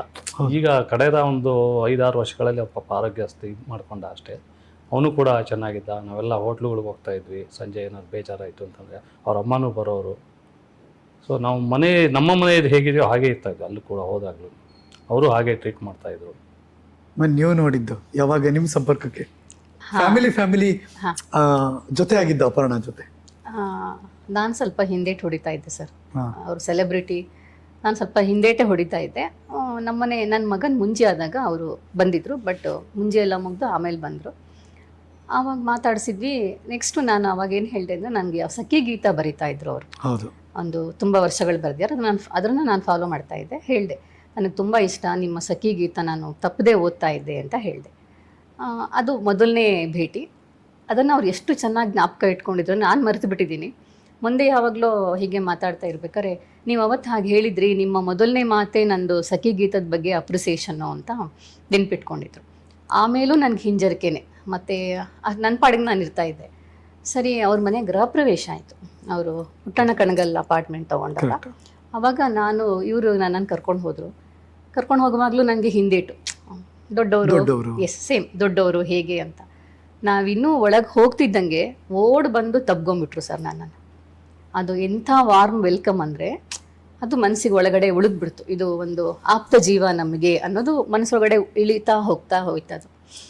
ಅಲ್ಲಿಂದ ಮತ್ತೆ ಮುಂದುವರಿತಾನೇ ಹೋಯಿತು ಸರ್, ಮುಂದುವರಿತಾನೇ ಹೋಯಿತು. ಎಷ್ಟು ಅಂತ ಹೇಳಿದ್ರೆ, ತುಂಬ ಆಪ್ತೆ ಆಕೆ. ಇಬ್ಬರು ಮಾತಾಡೋಕ್ಕೆ ಹಂಬಲಿಸ್ತಾ ಇದ್ವಿ. ಅವರು ನನ್ನ ಹತ್ರ ಮಾತಾಡಬೇಕು ಅಂತ, ನಾನು ಅವ್ರ ಹತ್ರ ಮಾತಾಡಬೇಕು ಅಂತ ಅಷ್ಟು ಹಂಬಲಿಸ್ತಾ ಇದ್ವಿ. ಮತ್ತು ಆಕೆಗೂ ಅಷ್ಟೇ ಮಾತುಗಳಿತ್ತು. ಆ ಮಾತುಗಳೆಲ್ಲ ಹೇಗೆ ಅಂದರೆ, ಒಂದು ದಿವಸ ನಾನು ಕೇಳಿದೆ, ಅಪರ್ಣ, ನೀವು ಇಷ್ಟು ದೊಡ್ಡ ಸೆಲೆಬ್ರಿಟಿ ಆಗಿದ್ದೀರಾ, ನಮ್ಮಂಥ ಸಾಮಾನ್ಯರ ಸ್ನೇಹನ ಇಷ್ಟು ಇಷ್ಟಪಡ್ತೀರಲ್ಲ, ಹೇಗೆ ಅಂತ. ಅವಾಗ ಅವ್ರು ಹೇಳಿದ ಮಾತು ತುಂಬ ನನಗೆ ಇವತ್ತಿಗೂ ನೆನಪಲ್ಲಿದೆ. ನಮಗೆ ಒಂದು ಶುದ್ಧವಾದ ಸರಳವಾದ ಸ್ನೇಹ ಬೇಕಾಗತ್ತೆ, ಸ್ವಾರ್ಥ ಇಲ್ಲದೆ ಇರೋ ಸ್ನೇಹ ಬೇಕಾಗತ್ತೆ. ಅದನ್ನು ನಾನು ನಿಮ್ಮಂಥ ಎಲ್ಲರ ಜೊತೆ ನಾನು ಕಂಡುಕೊಂಡಿದ್ದೀನಿ, ನಂಗೆ ಇಷ್ಟ ಆಗತ್ತೆ ಅಂತ ಹೇಳ್ತಾ ಇದ್ರು. ಅವರ ತೆರೆ ಮೇಲೆ ಏನು ನಯ ವಿನಯ ಅಂತ ನಾವು ಅಂದ್ಕೊಳ್ತೀವಲ್ವ, ಅದು ತೆರೆ ಮೇಲೆ ಮಾತ್ರ ಆಗಿರಲಿಲ್ಲ. ಅದು ಆ ಜೀವ ಇರೋದೇ ಹಾಗಾಗಿತ್ತು. ಅದು ಮನೆ ಒಳಗಡೆ ಹೊರಗಡೆ ಕೆಲಸದವರು ಅಥವಾ ಸೆಲೆಬ್ರಿಟೀಸು ಆ ಥರದ್ದು ಯಾವ ಭೇದ ಭಾವನೂ ಇಲ್ಲದೆ ಎಲ್ಲರ ಜೊತೆ ಅವ್ರು ಹಾಗೇ ಮಿಂಗಲ್ ಆಗ್ತಿದ್ರು. ನಾನು ನನ್ನ ಫ್ರೆಂಡ್ಸ್ಗೆಲ್ಲ ಹೇಳ್ತಾ ಇದ್ದೆ, ಇದೇ ಮಾತು, ನಮಗಾದರೂ ಈಗೋ ಇದೆ ಕಣೆ, ನಮಗಾದರೂ ಜಂಬ ಇದೆ ಕಣೆ, ಆ ಜೀವಕ್ಕೆ ಒಂದು ಸ್ವಲ್ಪನೂ ಜಂಬ ಇಲ್ಲ ಕಣೆ. ಅಷ್ಟು ಸರಳವಾಗಿರೋಕ್ಕೆ ಸಾಧ್ಯನಾ ಅನ್ನೋಷ್ಟು ಅದು ಉತ್ಪ್ರೇಕ್ಷೆ ಮಾತಲ್ಲ ಇದು ನಂದು. ಆಕೆ ನಿಜವಾಗ್ಲೂ ಹಾಗೆ ಇತ್ತು. ಮನೆತನ ದೊಡ್ಡದಿತ್ತು, ಇಂಡಸ್ಟ್ರಿ ಆಳ ಅರಿವುಗಳನ್ನು ಗೊತ್ತಿದ್ದವರು, ನಟಿಯಾಗಿ ನಾಯಕಿಯಾಗಿ ಕೆಲಸ ಮಾಡಿದವರು, ಕಿರುತೆರೆಯ ಮೋಸ್ಟ್ ಡಿಮ್ಯಾಂಡಿಂಗ್ ಅಲ್ಲಿ ಇದ್ದವರು, ಮತ್ತು ಎಲ್ಲ ವೇದಿಕೆಗಳಲ್ಲೂ ಅವ್ರು ಇರಬೇಕು ಅನ್ನುವ ಇದ್ರೆ ಚಂದ ಅನ್ನೋ ತರ ಇದ್ದವರು. ಹೇಗೆಲ್ಲ ಇರ್ಬೋದಾಗಿತ್ತು ಬಿಹೇವಿಯರ್ಲಿ ಹಂಗೆ ನೋಡಕ್ ಹೋದ್ರೆ? ಹೌದು ಸರ್, ಹೌದು, ತುಂಬ ಅದು ಅದ್ಭುತನೇ. ನನ್ನ ಫ್ರೆಂಡ್ ಸರ್ಕಲ್ಗೆಲ್ಲ ನಾನು ಹೇಳಿದ್ದೀನಿ. ಅವಾಗಂತಾರೆ, ಬಹುಶಃ ಅವರು ಅಷ್ಟು ಈ ಗುಣಗಳಿಂದನೇ ಅವರಷ್ಟು ದೊಡ್ಡವರಾಗಿದ್ದಾರೆ ಅಂತ ಅನಿಸುತ್ತೆ ಅಂತ ನಮ್ಮ ಒಂದು ಸರ್ಕಲಲ್ಲಿ ನಾವು ಮಾತಾಡ್ಕೋತಾ ಇದ್ವಿ. ಇನ್ನೊಂದು ನೆನಪಿಸ್ಬೇಕು ಅಂದರೆ, ನಮ್ಮ ಗುಂಪಲ್ಲೇ ಒಬ್ಳು ಹುಡುಗಿ ಇದ್ದಾಳೆ. ಇವರು ಇಬ್ಬರು ಒಂದು ದಿವಸ ವಾಕಿಂಗ್ ಹೋದರು, ಒಂದು ನಮ್ಮ NR ಕಾಲೋನಿಯಿಂದ ಅಪರ್ಣನ ಮನೆ ತನಕ. ಅವಾಗ ಅಪರ್ಣ ಸೆಲೆಬ್ರಿಟಿಯಾಗಿ ಅವ್ರು ಹೊರಗಡೆ ಇಲ್ಲೂ ಜನಸಾಮಾನ್ಯರ ಥರನೇ ಅವರು ಗುರುತಿಸ್ಕೊಳ್ದಂಗೆ ಇರೋರು. ಬಟ್ ಜನ ಅವ್ರ ವಾಯ್ಸಲ್ಲಿ ಅವ್ರ ಕಣ್ಣಲ್ಲಿ ಗುರುತಿಡಿದು ಬಿಡ್ತಿದ್ರು. ಗಾಂಧಿ ಬಜಾರಲ್ಲೆಲ್ಲ ಗುರುತಿಡಿತಾ ಇದ್ರು. ಬಟ್ ಅವರು ಎಷ್ಟು ಸಾಮಾನ್ಯರು ಅಂದರೆ ಅಷ್ಟು ಸಾಮಾನ್ಯರಾಗಿ ಡ್ರೆಸ್ ಮಾಡ್ಕೊಂಡೇ ಬರ್ತಾ ಇದ್ರು. ಅವಾಗ ಅವಳು ಎಷ್ಟು ಇವತ್ತು ಹೆಮ್ಮೆಯಿಂದ ಹೇಳ್ಕೊತಾಳೆ, ಅಪರ್ಣ ಮ್ಯಾಮ್ ಅವತ್ತು ನಾನು ಎಷ್ಟು ಚೆನ್ನಾಗಿ ನನ್ನ ಹತ್ರ ಮಾತಾಡಿದ್ರು. ಅವಳು ಆ್ಯಂಕರಿಂಗ್ ಮಾಡ್ತಾಳೆ ಆ ಹುಡುಗಿ. ನನಗೆ ಎಷ್ಟು ಹೇಳ್ಕೊಟ್ರು, ಎಷ್ಟು ತಿಳುವಳಿಕೆ ಹೇಳ್ಕೊಟ್ಟಿದ್ದಾರೆ ಅಪರ್ಣ ಮ್ಯಾಮು. ಅವರಿಷ್ಟು ಸಿಂಪಲ್ ಅಂತ ಗೊತ್ತೇ ಇರಲಿಲ್ಲ ನನಗೆ. ರಾಸು ಅಂಕಲ್ ನೀವು ತುಂಬ ಗ್ರೇಟು, ನಮಗೆ ನಿಮ್ಮಿಂದ ನಮ್ಗೆ ಅವ್ರದ್ದು ಒಡನಾಟ ಒಂದು 15 ನಿಮಿಷನಾದ್ರು ಸಿಕ್ತು ಅಂತ ಅವಳು ಇವತ್ತಿಗೂ ಸ್ಮರಿಸ್ಕೊಳ್ತಾ ಇರ್ತಾಳೆ. ನಾವು ಟಿ ವಿ ಮೇಲೆ ನೋಡಿದಂಥ ಅಪರ್ಣ ಟಿ ವಿಲಿ ಹೆಂಗೆ ಬಂದು ನಿಂತ್ಕೋತಾರೆ, ನೀಟ್ ಅಡ್ರೆಸ್ ಮಾಡಿ ಮಾತಾಡ್ತಾರೆ, ಸ್ಕ್ರಿಪ್ಟ್ ಹೇಳ್ತಾರೆ, ತುಂಬ ಚಂದದಲ್ಲಿ ಅದನ್ನು ಪ್ರಸ್ತುತಪಡಿಸ್ತಾರೆ. ಅದಾದಮೇಲೆ ಅವ್ರದ್ದಾದಂಥ ಲೈಫ್ ಇದ್ದೇ ಇರುತ್ತೆ. ಆ ಲೈಫಲ್ಲಿ ಏಳು ಬೀಳುಗಳೆಲ್ಲವನ್ನು ಕೂಡ ನೋಡ್ತಿರ್ತಾರೆ. ನೀವು ಅದರಿಂದ ಹತ್ತಿರ ಬಲ್ಲವರು. 2022ಕ್ಕೆ ಮುಂಚೆ ಮಾತಾಡ್ತೀನಿ ನಾನೀಗ. ಆ ಬದುಕನ್ನು ನೀವು ಹತ್ತಿರದಿಂದ ಕಂಡವರು ಫ್ಯಾಮಿಲಿ ಹೇಗಿದ್ರು ಅಪರ್ಣ? ಹೇಳಬೇಕು ಅಂತಂದರೆ ಅವರು ಯಾವುದೇ ಒಂದು ಮುಲಾಜು ಆಗ್ತಾ ಇಲ್ಲ. ಏನೇ ಮಾತಾಡಬೇಕಾದ್ರೂ ನೇರವಾಗಿ ಮಾತಾಡೋರು. ಯಾವುದೇ ಕಾರ್ಯಕ್ರಮಕ್ಕೆ ಹೋಗ್ಬೇಕಾದ್ರೂ ಬಹಳ ಸರಳವಾಗಿ ಹೋಗೋರು. ನೀವು ನೋಡಿರ್ಬೇಕು, ಯಾವುದೇ ಕಾರ್ಯಕ್ರಮದಲ್ಲೂ ಅವರು ಸೀರೆ ಬಿಟ್ಟು ಎಲ್ಲೂ ಬಂದಿಲ್ಲ. ಅಂದರೆ ನಮ್ಮ ಒಂದು ಸಂಸ್ಕೃತಿಯ ಪ್ರತೀಕವಾಗಿ ಅವರು ಕಾರ್ಯಕ್ರಮಗಳಿಗೆ ಹೋಗ್ತಾಯಿದ್ರು. ಇವತ್ತಿನ ಸಹ ಅಲ್ಲೆಲ್ಲೋ ಕಾರ್ಯಕ್ರಮ ಇದೆ ರಾಸು, ಈ ಥರ ಪ್ರೋಗ್ರಾಮ್ ಇದೆ, ನಾವೇನು ಯಾವ ರೀತಿ ಹೋದರೆ ಒಳ್ಳೆಯದು, ಯಾವ ಬಗ್ಗೆ ಮಾತಾಡಬೇಕು ಅಂತ ಕೇಳೋರು. ನಮ್ಮ ಮಾತಿನ ಮನೆ ಅಂತ ನಮ್ಮದೇ ಇದೆ, ಅಲ್ಲಿ ಕಾರ್ಯಕ್ರಮಗಳು ಮಾಡಬೇಕಾದ್ರೆ ಅವ್ರು ಬಂದು ಸಲಹೆ ಸೂಚನೆಗಳು ಕೊಡೋರು. ಈ ಸರ್ತಿ ಇವನು ಕರೀತೀನಿ, ನಾವು 105 ಕಾರ್ಯಕ್ರಮ ಮಾಡಿದ್ದೀನಿ ಸರ್, ಒಂದು ದಿವಸ ಅವ್ರನ್ನ ವೇದಿಕೆ ಕರೀಲಿಲ್ಲ ಅನ್ನೋ ನೋವು ನನಗಿದೆ. ನನ್ನದೇ ಮನೆ, ನನ್ನದೇ ಅಪರ್ಣ, 105 ಕಾರ್ಯಕ್ರಮಗಳಲ್ಲಿ ಒಂದು ವೇದಿಕೆ ಕರೆದಿಲ್ಲ. ಆ ಒಂದು ಕೊರಗು ನನಗಿದೆ. ಯಾಕೆ ಹೇಳ್ತಾ ಇದ್ದೀನಿ ಅಂದರೆ, ಪ್ರತಿ ಸಲ ಕರೆದಾಗಲೂ ನಾನು ಯಾಕೆ ರಾಸು, ಬೇರೆಯವ್ರಿಗೆ ಅವಕಾಶ ಕೊಡಿ. ನಮ್ಮಲ್ಲಿ ಒಂದು 3-4 ಜನ ಆ್ಯಂಕರ್ಗಳಿದ್ದಾರೆ, ಅವ್ರುಗಳಿಗೆ ಅವಕಾಶ ಕೊಡಿ. ನಮ್ಮ ಆ್ಯಂಕರ್ಗಳೆಲ್ಲ ಅದೇ ಒಂದು ಖುಷಿ. ಒಂದು ಕಾರ್ಯಕ್ರಮದಲ್ಲಿ ನಮ್ಮ ರಂಜಿತಾ ಅಂತ ಒಂದು ಹುಡುಗಿ ಆ್ಯಂಕರಿಂಗ್ ಮಾಡ್ತು. ದತ್ತಣ್ಣ ಅವರು ಮುಖ್ಯ ಅತಿಥಿಗಳಾಗಿ ಬಂದಿದ್ದರು. ಏನಮ್ಮ ನೀನು ಅಪರ್ಣನೇ ಮೀರಿಸಂಗಿದೆಯಾ ಅಂತ ಹೇಳಿದಾಗ, ಅವ್ರು ಮೀರಿಸ್ತಾಳೆ ಅಂತಲ್ಲ, ಆ ಒಂದು ಹೋಲಿಕೆ ಕೊಟ್ಟರಲ್ಲ, ಅದೇ ಆ ಹುಡುಗಿಗೆ ಒಂದು ಖುಷಿ. ಅಂದರೆ ಕಾರ್ಯಕ್ರಮಗಳು ಏನೇ ಇರಲಿ, ಅವರಲ್ಲಿದ್ದಂಥ ಒಂದು ಸೌಮ್ಯತೆ, ಸರಳತೆ ಎಲ್ರಿಗೂ ಮೆಚ್ಚುಗೆ ಆಗ್ತಾಯಿತ್ತು. ಮನೆಗೂ ಅಷ್ಟು ನಮ್ಮ ಕಾರ್ಯಕ್ರಮ ಇರಲಿ ಇಲ್ಲದೆ ಅಲ್ಲಿ ನಮ್ಮ ಮನೆಗೆ ಬರೋರು, ನಾವು ಅವ್ರ ಮನೆಗೆ ಹೋಗ್ತಾ ಇದ್ವಿ. ಅವ್ರ ಮನೆ ಏನೋ ಪೂಜೆ ಇಟ್ಕೊಂಡೆ ನಾವು ಹೋಗ್ತಾ ಇದ್ವಿ. ನಮ್ಮಲ್ಲಿ ಪ್ರತಿಯೊಂದು ಕಾರ್ಯಕ್ರಮಕ್ಕೂ ಅವ್ರು ಬಂದೆ. ಗ್ರೂಪ್ ಪ್ರವೇಶ ಮಾಡಿದ್ವಿ, ಬಂದಿದ್ದಾರೆ. ನನ್ನ ಮಗನ ಮದುವೆ, ನನ್ನ ಮಗನ ಮುಂಜಿ, ಎಲ್ಲ ಕಾರ್ಯಕ್ರಮಗಳು ಬಂದಿದ್ದಾರೆ. ಅಂದರೆ ಸುಮಾರು ಜನ ನಮ್ಮ ಮನೆಗೆ ಬರ್ತಾ ಇದ್ದವರು, ಈ ಕಾರ್ಯಕ್ರಮಕ್ಕೆ ಅಪರ್ಣ ಬರ್ತಾರಾ ಅಂತ ಕೇಳ್ಕೊಂಡು ಬರೋಂಥ ಅವ್ರು ಬಂದರೆ ನಾವು ಬರ್ಬೋದು ಇರ್ತಾರಲ್ಲ ಅವರು. ಕರೆಕ್ಟ್. ಒಂದು ಹುಡುಗಿ ಬಳ್ಳಾರಿಯಿಂದ ಮುಕ್ತ ಅಂತ ಒಂದು ಹುಡುಗಿ ನಮ್ಮ ಮನೆಗೆ ಬಂದಿದ್ರು. ಅವರ ಕಡೆಯವ್ರದ್ದು ಏನೋ ಕಾರ್ಯಕ್ರಮ ಇತ್ತು, ಬೆಂಗಳೂರು ಬಂದಿದ್ರು. ಅವ್ರಿಗೆ ಅಪರ್ಣ ನೋಡಬೇಕು ಅಂತ ಆಸೆ. ಆದರೆ ಅಪರ್ಣ ಅವರು ಟ್ರೀಟ್ಮೆಂಟಲ್ಲಿದ್ದಾರೆ. ಬಟ್ ಮನೆಗೆ ಡಿಸ್ಚಾರ್ಜ್ ಆಗಿ ಮನೆಗೆ ಬಂದಿದ್ದಾರೆ. ನಾನು ಅಪರ್ಣ ಅವ್ರಿಗೆ ಫೋನ್ ಮಾಡಿದೆ, ಅಪರ್ಣ ಈ ಥರ ಯಾರೊಬ್ರು ಬಂದಿದ್ದಾರೆ, ನೀವು ನೋಡಲೇಬೇಕು ಅಂತ. ರಾಸು ಈ ಪರಿಸ್ಥಿತಿ ಇಲ್ಲ, ನಾನು ಹೆಂಗೆಂಗೋ ಇದ್ದೀನಿ, ಬೇಡ ರಾಸು ಅಂತ. ನೋಡಿ ಬೇಡ ಅಂದರೆ ನಾನು ಹೇಳ್ತೀನಿ ಅವ್ರಿಗೆ ಆಗಲ್ಲ ಅಂತ. ಸರಿ ಬನ್ನಿ ಒಂದು 5 ನಿಮಿಷ ಬರಲಿ ಬೇಕಾರೆ ಅಂತ. ಆ 5 ನಿಮಿಷ ಅಂದಿದ್ದಕ್ಕೆ ಈ ಹುಡುಗಿಗೆ ಖುಷಿ ಆಗೋಯ್ತು. ಸದ್ಯ ಅಷ್ಟಾರು ನನಗೆ ಭೇಟಿ ಕೊಟ್ಟರಲ್ಲ ಅಂತ. ನೀವು ನಂಬ್ತಿರಲ್ಲ, ಅವ್ರ ಮನೆಗೆ ಹೋದ್ಮೇಲೆ 1 ಅವರ್ ಆ ಹುಡುಗಿ ಬಿಟ್ಟು ಕಳಿಸ್ಲಿಲ್ಲ. ಮಾತಾಡಿಕೊಂಡು ಕೈ ಹಿಡ್ಕೊಂಡು, ಈ ಹುಡುಗಿ ಮೇಡಮ್ ನಿಮ್ಮ ಕೈ ಹಿಡ್ಕೊಳ್ಳ ಅಂತ ಕೇಳಿ, ಖಂಡಿತ ಹಿಡ್ಕೊಳ್ಳಿ. 1 ಗಂಟೆ ಕಾಲ ಅವರಿಬ್ಬರು ಮಾತಾಡ್ಕೊಂಡು ಆ ಪರಿಸ್ಥಿತಿ. ಅವ್ರು ನನಗೆ ಮುಂಚೆ ಹೇಳಿದ್ರು ಈ ಪರಿಸ್ಥಿತಿಲಿ ಕರ್ಕೊಂಬರ್ತೀರಾ ಅಂತ. ಬಟ್ ಆಮೇಲಿನ ಪರಿಸ್ಥಿತಿನೇ ಬೇರೆ ಆಯಿತು, ಸಂದರ್ಭನೇ ಬೇರೆ ಆಯಿತು. ಅಂದರೆ ಅವರ ಒಂದು ಹೃದಯ ವೈಶಾಲ್ಯತೆನ ನಾವು ಎಲ್ಲ ಖಂಡಿತ ಮರೆಯೋಕ್ಕಾಗಲ್ಲ. ಶಲಮ 2022ಕ್ಕೆ ಮುಂಚೆ, ಅಂದರೆ ಕ್ಯಾನ್ಸರ್ ಅಂತ ಡಿಟೆಕ್ಟ್ ಆಗಕ್ಕೆ ಮುಂಚೆ ಅಪರ್ಣ ಇದ್ರಲ್ಲ, ನಾವೆಲ್ಲ ಅಬ್ಸರ್ವ್ ಮಾಡಿರೋ ಹಾಗೆ ಒಂದು ರಾಸು ಸರ್ ಮೆನ್ಷನ್ ಮಾಡ್ತಿದ್ರು, ಅವರ ಪೋಷಾಕು, ಉಡುಗೆ ತೊಡುಗೆ, ಅವರ ಚಂದದ ಲುಕ್ಕು, ಮಾತುಗಾರಿಕೆ ಶೈಲಿ, ಒಬ್ಬ ಹೆಣ್ಮಗಳಾಗಿ ಹೇಗೆ ನೋಡ್ತಿದ್ರಿ? ನಮ್ಮದು ಆರಾಧನೆಯ ಮನೋಭಾವ ಸರ್ ಅವ್ರ ಬಗ್ಗೆ. ಅಷ್ಟು ದೊಡ್ಡ ಸೆಲೆಬ್ರಿಟಿ ಆಗಿದ್ರು ಅವರು ಆ ಮನೆ ಹೊಸಲು ಒಳಗೆ ಬಂದ ತಕ್ಷಣ ಆಕೆ ಒಬ್ಬ ನಮ್ಮ ಥರ ಸಾಮಾನ್ಯ ಗೃಹಿಣಿ ಅಂತೆ. ಯಾವತ್ತೂ ತಾನೊಂದು ಸೆಲೆಬ್ರಿಟಿ ಅನ್ನೋದನ್ನು ಆ ಮನೆ ಮೇಲೆ ಅವ್ರು ಹೇರಲೇ ಇಲ್ಲ. ಅದನ್ನು ಅವರೆಲ್ಲರೂ ಅವರ ಕುಟುಂಬದವರೆಲ್ಲ ನಮ್ಮ ಹತ್ರ ಹೇಳ್ಕೊಂಡಿದ್ದಾರೆ. ಅದೊಂದು ತುಂಬ ಅಪ್ರಿಷಿಯೇಷನು. ಆಮೇಲೆ ಗಂಡ ಅಂದರೆ ಪ್ರಾಣ ಸರ ಆ ಜೀವಕ್ಕೆ. ಯಾವಾಗಲೂ ಮಾತಲ್ಲಿ ವಸ್ತಾರೆ ವಸ್ತಾರೆ ವಸ್ತಾರೆ ವಸ್ತಾರೆ. ನಾನು ವಸ್ತಾರೆ ಸರ್ಗೆ ಹೇಳ್ತಾ ಇದ್ದೆ, ಸರ್ ನಿಮ್ಮ ಜಪ ಮಾಡ್ತಾರೆ ನಿಮ್ಮ ಹೆಂಡತಿ ಅಂತ. ಹಾಸ್ಪಿಟಲಲ್ಲಿ ಇದರಲ್ಲಿದ್ದಾಗಲೂ ಹಾಗೆ, ಅಥವಾ ಬೇರೆ ಯಾವಾಗ್ಲೂ ನಮ್ಗಳ ಮನೆಗೆ ಬಂದು ನಮ್ಮ ಜೊತೆ ಒಡನಾಡ್ತಾ ತುಂಬ ಗಂಡ ಅಂದರೆ ಆ ಹಳೆ ಕಾಲದ ಒಂದು ಇದಿದೆಯಲ್ಲ ಸರ್, ಒಂದು ಕಲ್ಪನೆ ಇದೆಯಲ್ವಾ, ಅದಕ್ಕೆ ಇವರು ಒಂದು ಉದಾಹರಣೆ ಅಂತಲೇ ಹೇಳಬೇಕು, ಉತ್ತಮ ಉದಾಹರಣೆ ಅಂತಲೇ ಹೇಳಬೇಕು ಅಪರ್ಣನ. ಅಷ್ಟು ಆರಾಧನೆ ಗಂಡ ಅಂದರೆ. ಅದೆಂಥ ಆರಾಧನೆ ಅಂದರೆ ಅಷ್ಟು ಅವರಿಗೆ ಗಂಡ ಅಂದರೆ ಆರಾಧನೆ ಮನಸ್ಥಿತಿನಲ್ಲೇ ಅವ್ರು ಸದಾ ಇರೋರು.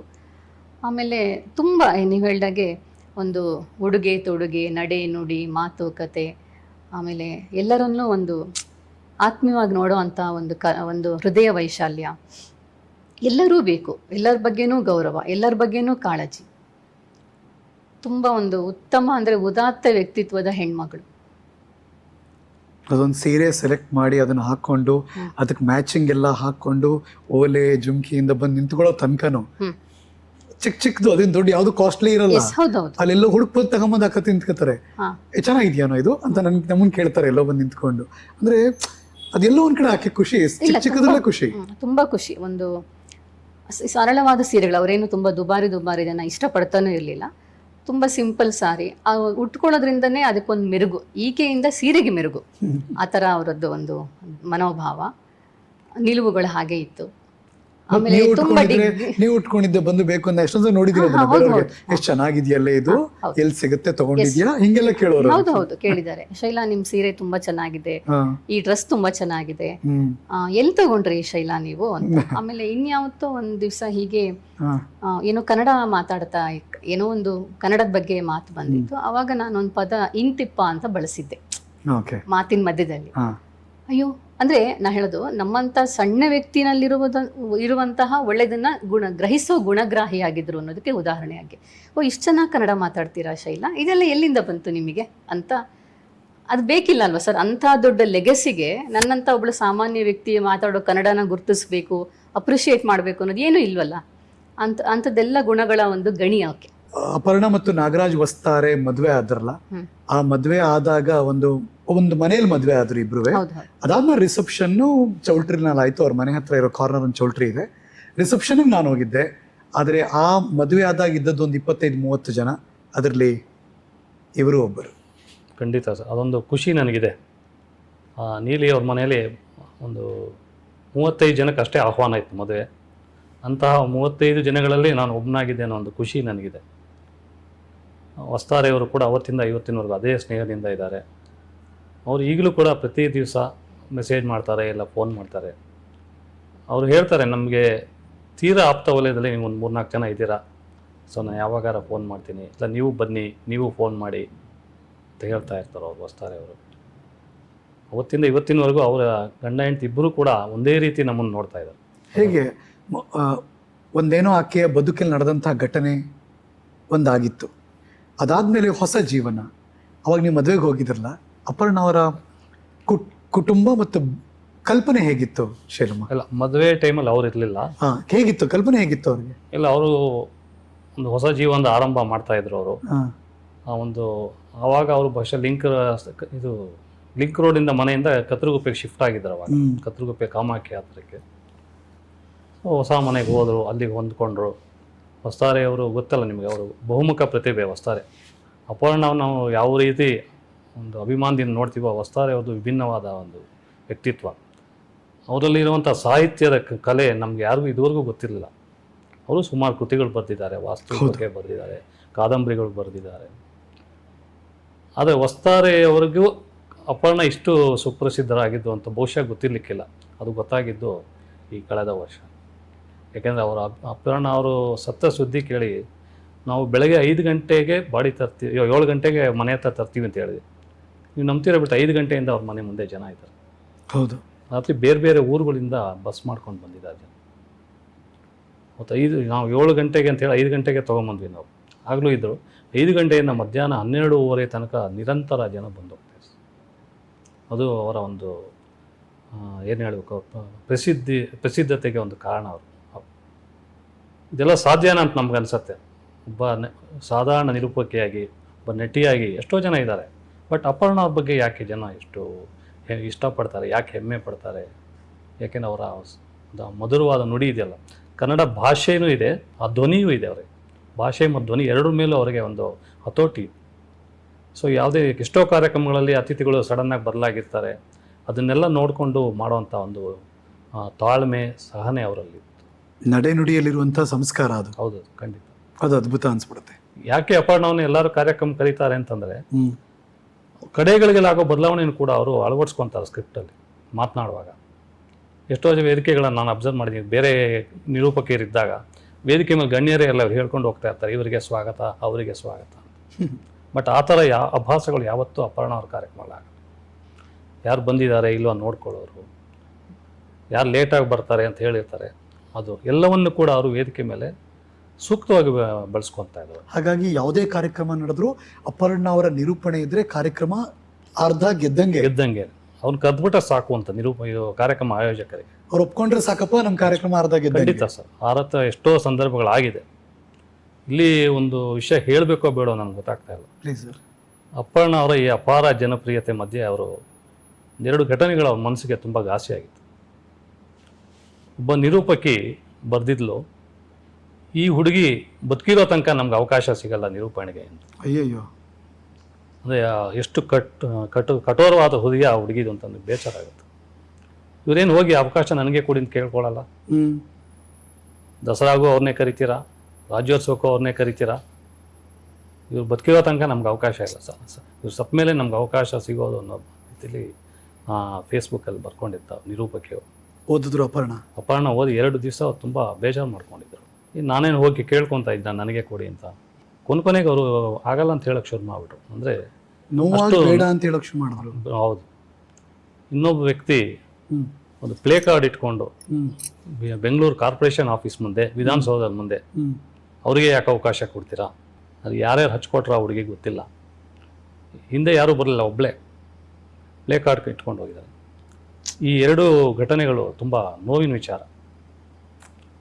ಏಕೆಂದರೆ ಇವರಾಗವರೇ ಕೇಳ್ಕೊಂಡು ಹೋಗಿದ್ರೆ ಅವ್ರು ಹೇಳೋದು ಮಾತಿಗೆ ಅರ್ಥ ಆಗ್ತಾಯಿತ್ತು. ಇವ್ರು ಕೂತವ್ರಿಗೆ ಮನೇಲೇ ಕೂತಾಗಲೇ ಯಾರ ಆಹ್ವಾನ ಕೊಟ್ಟು ಕರ್ಸ್ಕೊತಾ ಇದ್ರೆ ಹೊರ್ತು ಇವ್ರು ಯಾರು ಹೋಗ್ತಾ ಇರಲಿಲ್ಲ. ಆ ಥರ ಹೋಗದೇ ಅಪರ್ಣ ಅವರ ಮೆಟ್ರೋಲಿರೋ ಧ್ವನಿ ನಿಮಗೆ ಗೊತ್ತಿದೆ, ಎಷ್ಟು ಚಿರಪರಿಚಿತವಾಗಿದೆ. ಅದನ್ನು ತೆಗೆಯೋದಕ್ಕೂ ಕೂಡ ಮೆಟ್ರೋ ಇಲಾಖೆಯವರು ಇಷ್ಟಪಡ್ತಾ ಇಲ್ಲ. ನಾವು ಅದನ್ನು ಹಂಗೆ ಕಂಟಿನ್ಯೂ ಮಾಡ್ತೀವಿ ಅಂತ ಹೇಳ್ತಾರೆ. ಅವಾಗ ಏನು ಅಪರ್ಣ ಏನು ರಿಯಾಕ್ಟ್ ಮಾಡಿದ್ರು ಆ ಥರ ಆಕೆ ಬಗ್ಗೆ ಬರೆದಿದ್ದಕ್ಕೆ? ಅವರು ರಿಪ್ಲೈ ಮಾಡಿದರೆ ಅದು ಸುಮ್ಮನೆ ಕೆರ್ಚಿ ಹರ್ಸ್ಕೊಂಡಂಗೆ ಲೆಕ್ಕ. ನೆಗ್ಲೆಕ್ಟ್ ಮಾಡೋದೇ ಸುಮ್ಮನೆ ಇರೋದು ಒಳ್ಳೆಯದು ಅಂದ್ಬಿಟ್ಟು ಸುಮ್ಮನೆ ಆದರು. ಬಟ್ ಬೇಜಾರಲ್ಲಿದ್ದರು. 2 ದಿವಸ ಬೇಜಾರಾಗಿದ್ರು ಸರ್. ನಮಗೆಲ್ಲ ಫೋನ್ ಮಾಡಿ ಹಿಂಗಾಗಿದೆ ಅಂತ.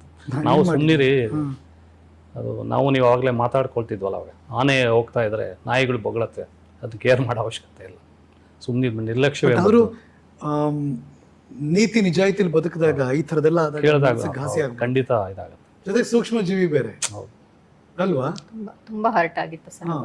ಸತ್ಯದಲ್ಲಿ ಬದುಕಿದಾಗ ಯಾರೋ ಹಂಗೆ ಹೇಳ್ಬಿಟ್ರೆ ಭಾಳ ನೋವಾಗ್ಬಿಡುತ್ತೆ ಅಂತ. ಸೊ ಆ ಒಂದು ಘಟನೆ ಅವ್ರಿಗೆ ತುಂಬ ನೋವಾಗಿತ್ತು ಅವ್ರಿಗೆ. ಆಮೇಲೆ ಕ್ರಮೇಣ ಕಾರ್ಯಕ್ರಮಗಳು ಕಡಿಮೆ ಮಾಡಿಕೊಂಡ್ರು. ಇದು ಕಾಯಿಲೆ ಇದು ಬಂತು, ವೈದ್ಯರು 6 ತಿಂಗಳು ಅಂತ ಹೇಳಿದರು. ಆದರೂ ಕೂಡ ಅವರ ಒಂದು ಮನೋಸ್ಥೈರ್ಯದಿಂದ ಅವರು 2 ವರ್ಷ ಮುನ್ನುಗ್ಗಿ ಬಂದರು. ಅವರು ಇನ್ನೂ ಇರ್ತಾರೆ ಅನ್ನೋ ಒಂದು ಆಶಯ ನಮಗಿತ್ತು. ಒಂದು ಬದುಕು ಚಂದ ಇತ್ತು, ಎಲ್ಲವೂ ಕೂಡಿ ಬಂದಿತ್ತು, ಇಚ್ಛೆಯನ್ನ ಅರಿತುಕೊಳ್ಳುವಂಥ ಗಂಡ, ಮನೆ ಎಲ್ಲವೂ ಆರಾಮಾಗಿತ್ತು. ನೀವು ಜೊತೆಗಿದ್ದೀರಿ. 2022 ಹೆಂಗೆ ಗೊತ್ತಾಯ್ತು? ಯಾರಿಗೆ ಗೊತ್ತಾಯ್ತು ಫಸ್ಟು? ಹೆಂಗೆ ಗೊತ್ತಾಯ್ತು ನಿಮಗೆ? ನೀವು ರಿಮೆಂಬರ್ ದಟ್ ಡೇ? ಅವರು ವಸ್ತಾರೆ ಅವರು ಡಾಕ್ಟರ್ ಹೇಳಿದಾಗ ಅಪರ್ಣ ಏನು ರಿಯಾಕ್ಟ್ ಮಾಡಿದ್ರು ಹೇಳು? ನೀವು ಜೊತೆಗಿದ್ದೀರಿ ಅಲ್ಲಿ? ಇಲ್ಲ, ಬಂದ್ಮೇಲೆ ಹೇಳಿದ್ದು. ಓಕೆ ಸರ್, ಅಲ್ಲಿಂದ ಹೊರಗೆ ಬಂದರು ಇಬ್ರು ಕಾರಲ್ಲಿ. ಅಂದ್ರೆ ಯಾವತ್ತದು? ಅಂದ್ರೆ ಹುಷಾರಿಲ್ಲ ಅಂತ ತೋರ್ಸಕ್ಕೆ ಹೋದ್ರೆ? ಫಸ್ಟ್ ಗೊತ್ತಾಯ್ತಲ್ಲ ಅವತ್ತಿನ ದಿವಸ. ಫಸ್ಟ್ ಗೊತ್ತಾಗಿದ್ದಿನ ಅವರು ಜೂನಿಂದ ಸ್ವಲ್ಪ ಸಫರ್ ಆಗ್ತಿದ್ರು.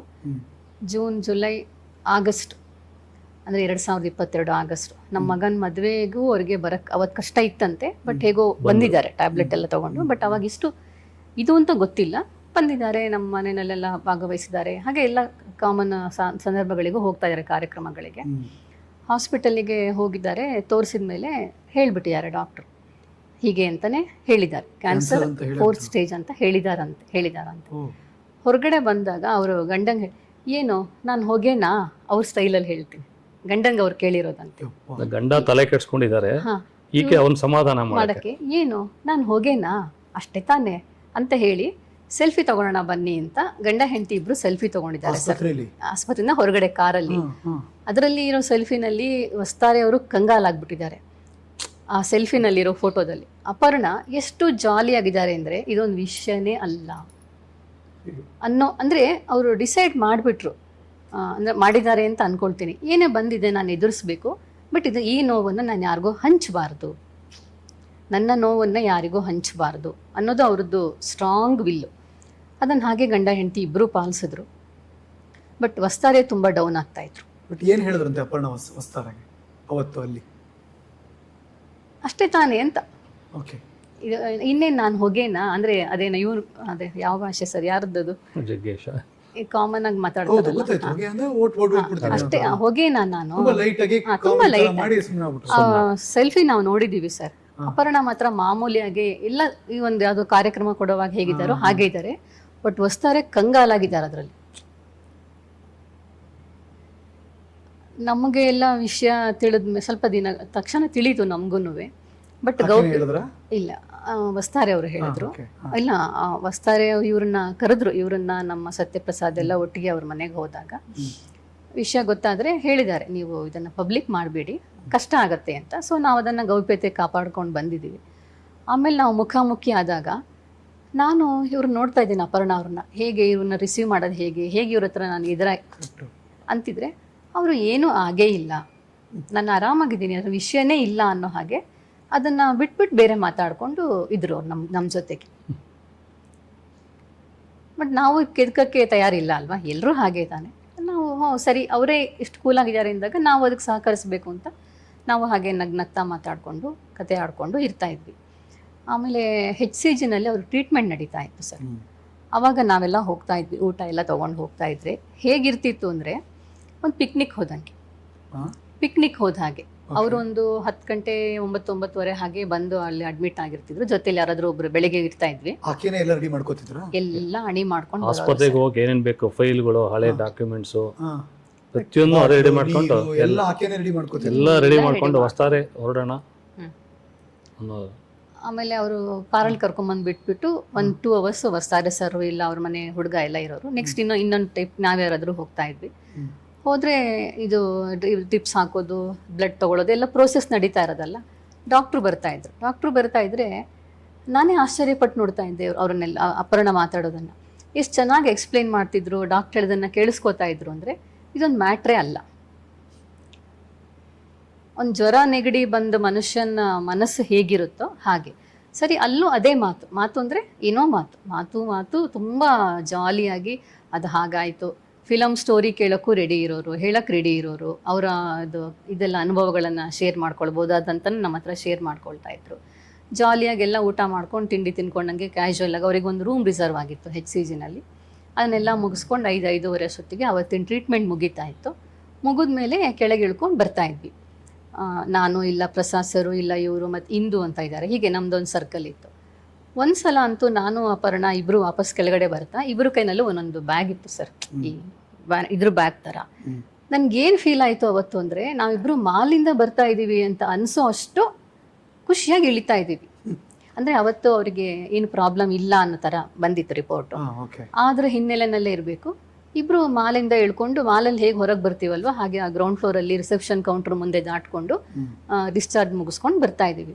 ಆಮೇಲೆ ಹೇಳಿದೆ ಅಪರ್ಣ ಏನಿದ್ದು ಅಂದರೆ, ಹೌದು ನಮಗೆ ಮಾಲಿಂದ ಬಂದಂಗೆ ಇತ್ತು, ನನಗೆ ನೀವೆಲ್ಲ ಬಂದಿರ್ತೀರಲ್ಲ ನಾನು ಖುಷಿಯಾಗಿ ಇದ್ಬಿಡ್ತೀನಿ, ನೀವೆಲ್ಲ ಬಂದು ನಿಮ್ಮ ಕಂಪನಿನಲ್ಲಿ ಮಾಲಿಂದ ಹೊರಗೆ ಬಂದಂಗೆ ಇತ್ತು ಅಂತ ಹೇಳಿದರು. ಅದು ಆವಾಗ ಅಷ್ಟೊಂದು ಕಂಟ್ರೋಲಲ್ಲಿ ಇತ್ತು ಆ ಸ್ಟೇಜಲ್ಲಿ.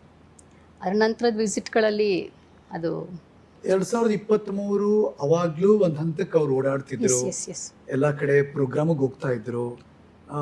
ಈ ಸ್ಟೇಜ್ಗಳಲ್ಲಿ ತುಂಬಾ ಜನ ವೀಕ್ ಆಗ್ಬಿಡ್ತಾರೆ. ಬಟ್ ಅಪರ್ಣ ಹಾಗಿಲ್ಲ ಅನ್ಕೊಂಡಿದ್ದೀನಿ. ಇಲ್ಲ ಆಗಲಿಲ್ಲ. ಅವರು ಹೇಗಿತ್ತು ಅವ್ರ ಮನಸ್ಥಿತಿ ಹೇಗಿತ್ತು ರಾಸು ಸರ್? ಇಲ್ಲಿ ಕಾರ್ಯಕ್ರಮ ಕರೆದು ಹೋಗ್ಬೇಕು, ನಾನು ಏನು ಆಗಿದೆ ಅಂತ ತೋರಿಸ್ಕೋಬಾರ್ದು ಅನ್ನೋ ಒಂದು ಮನೋಧೈರ್ಯ ಅವರಲ್ಲಿತ್ತು. ಅವ್ರಿಗೆ ಹೋಗ್ತೀನಿ ಕಾರ್ಯಕ್ರಮಕ್ಕೆ ಹೋಗಿ ಬರ್ತೀನಿ, ನಿರೂಪಣೆ ಮಾಡ್ತೀನಿ ಅಂತ ಹೇಳಿ ಮಾಡಿ ತೋರಿಸಿದ್ರು ಅವರು. ಮನೇಲಿ ಸ್ವಲ್ಪ ನೋಡ್ಕೊಂಡು ಹೋಗು ಬೇಡ ಅಂತ ಹೇಳೋರು ಅವರು. ಇಲ್ಲ ಇದೊಂದು ಕಾರ್ಯಕ್ರಮ ಹೋಗಿ ಬಂದ್ಬಿಡ್ತೀನಿ, ಏನು ಅಟ್ಯಾಚ್ಮೆಂಟ್ ಸ್ಟೇಜ್ ಜೊತೆ, ಪ್ಯಾಷನ್ ಏನು? ಅದೇ ಒಂದು ವರ್ಣಿಸೋಕ್ಕಾಗಲ್ಲ ಅದೆಲ್ಲ. ವೇದಿಕೆ ಅಪರ್ಣ ಅದೆರಡು ಒಂದು ಸಿನಾನಿಯಮ್ಸ್ ಥರ ಆಗೋಗಿ ಮೈಕ್ ಮುಂದೆ ಅವ್ರು ನಿಂತಾಗ ನಿರರ್ಗಳವಾಗಿ ಬರ್ತಾಯಿತ್ತಲ್ಲ ಕನ್ನಡ ನುಡಿಗಳು, ಒಂದು ಭಾಷೆ ಮತ್ತು ಧ್ವನಿ ಎರಡೂ ಕೂಡ ಒಂದು ಪ್ರೇಕ್ಷಕರ ಮೋಡಿ ಮಾಡ್ತಾಯಿತ್ತು. ಹಾಗೆ ಕಾರ್ಯಕ್ರಮ ಆಯೋಜಕರಿಗೆ ಇವ್ರು ಕರ್ಸ್ಬಿಟ್ಟೆ ನಮ್ಮದು 90% ಆಗೋಯ್ತು, ಸಮಸ್ಯೆ ಇರಲ್ಲ, ಎಲ್ಲ ಅವ್ರು ಮ್ಯಾನೇಜ್ ಮಾಡ್ತಾರೆ ಅನ್ನೋ ಧೈರ್ಯ ಅವ್ರಿಗೂ ಕೂಡ.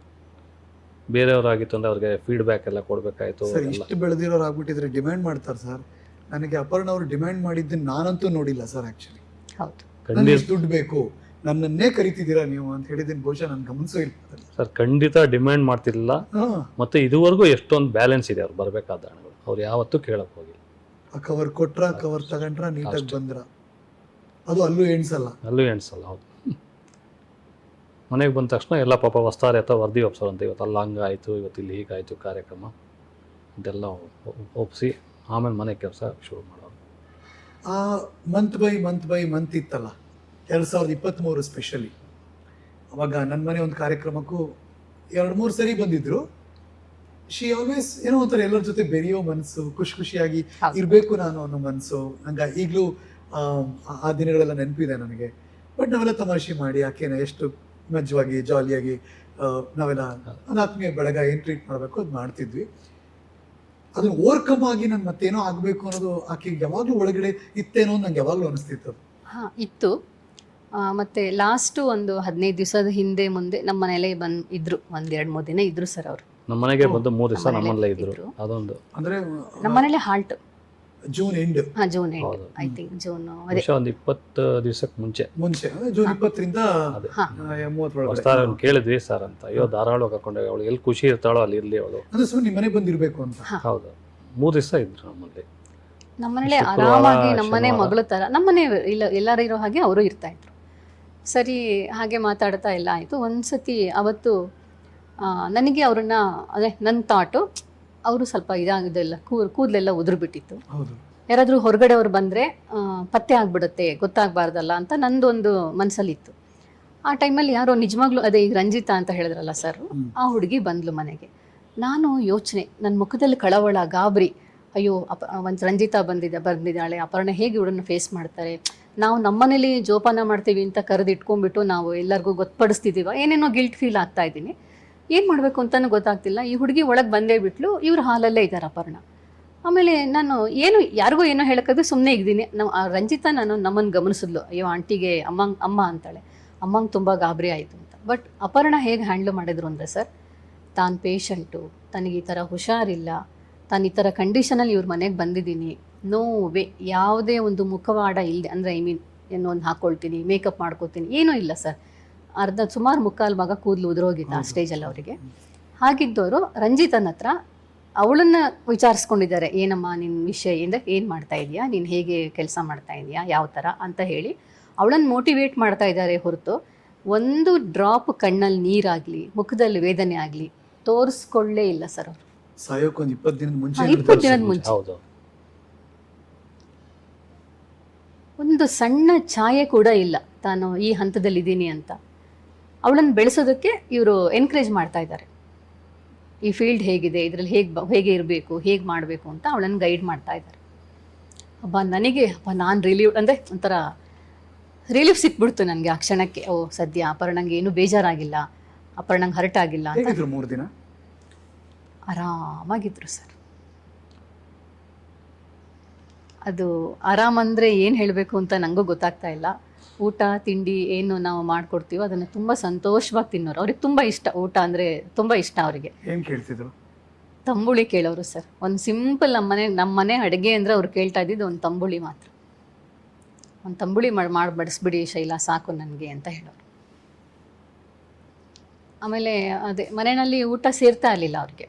ಅವ್ರು ಅವಸ್ತಾರೆ ಅದನ್ನೇ ಹೇಳೋರು, ನಾನು ಇಷ್ಟು ಚೆನ್ನಾಗಿ ಮಾಡಿ ಬಡಿಸ್ತೀನಿ, ನೀನು ಕೇಳಿಬಿಟ್ಟು ಮಾಡಿಸ್ಕೊಳ್ಳೋರು. ಊಟ ಅಷ್ಟೊತ್ತಿ ಇವರಿಗೆ ಮೂಡ್ ಆಫ್ ಆಗೋದು ಅಥವಾ ರುಚಿಸಲ್ವೋ ಏನೋ ಆಗ್ತಿತ್ತು ಪಾಪ ಆಕೆಗೆ. ಸುಮ್ಮನೆ ಅರ್ಧಂಬರ್ಧ ತಿನ್ನೋರು.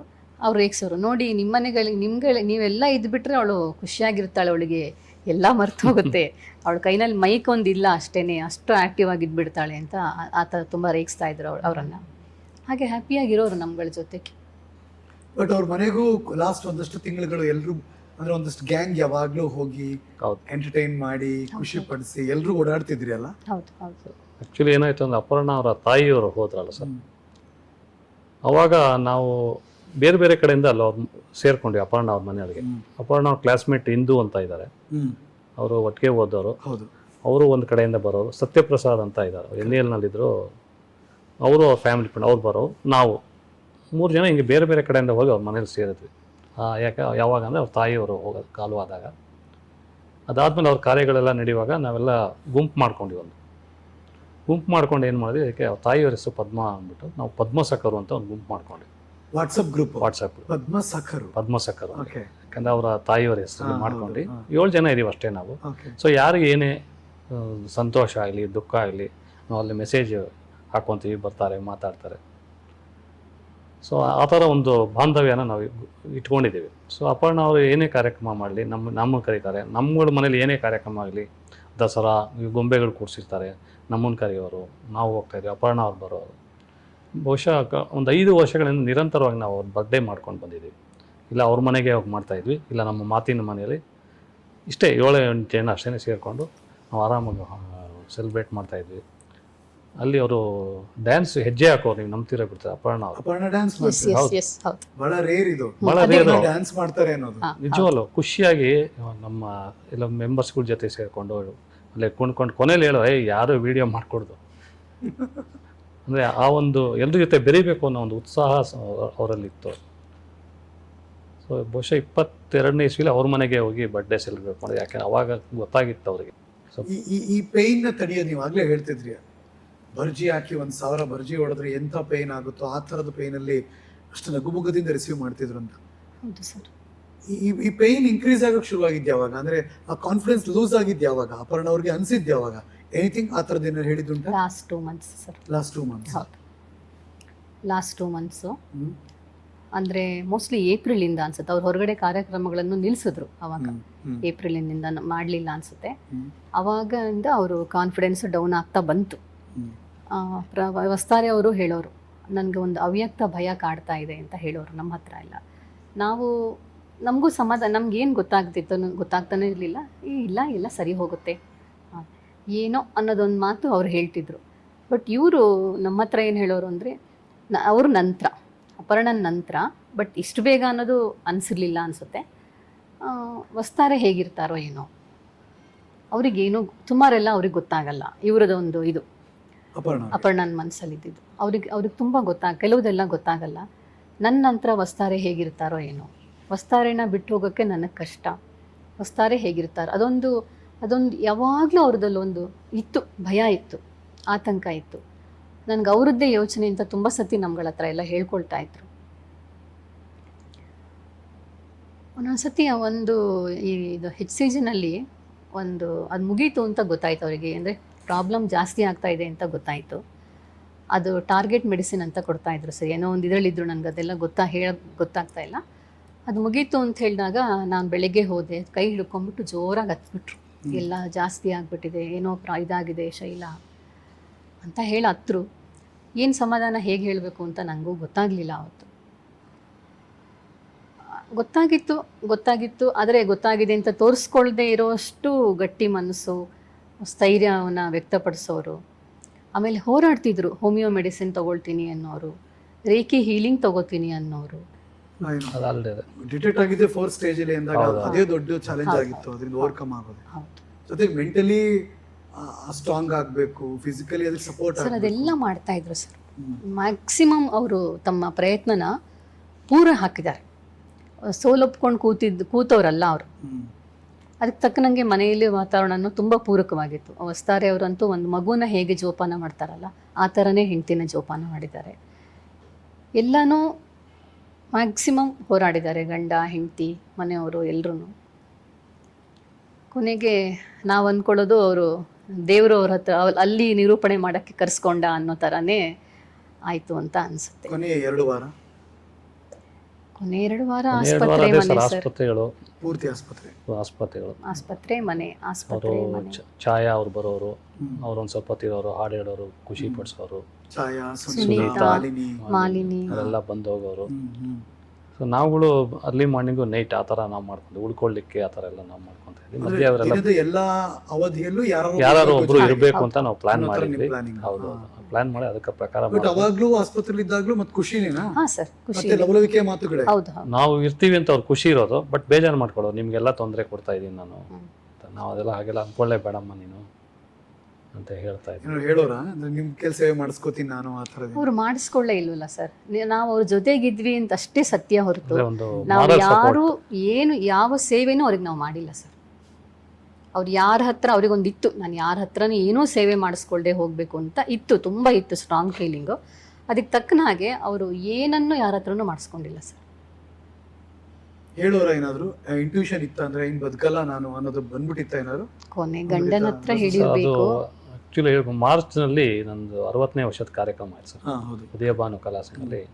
ಅವತ್ತು ಅವರು ಬರೋ ಕಂಡೀಷನ್ ಆ್ಯಕ್ಚುಲಿ ಇರಲಿಲ್ಲ, ಬಟ್ ನನಗೋಸ್ಕರ ಬಂದರು. ಅವರು 15 ನಿಮಿಷಗಳ ಕಾಲ ಮಾತಾಡಿದರು.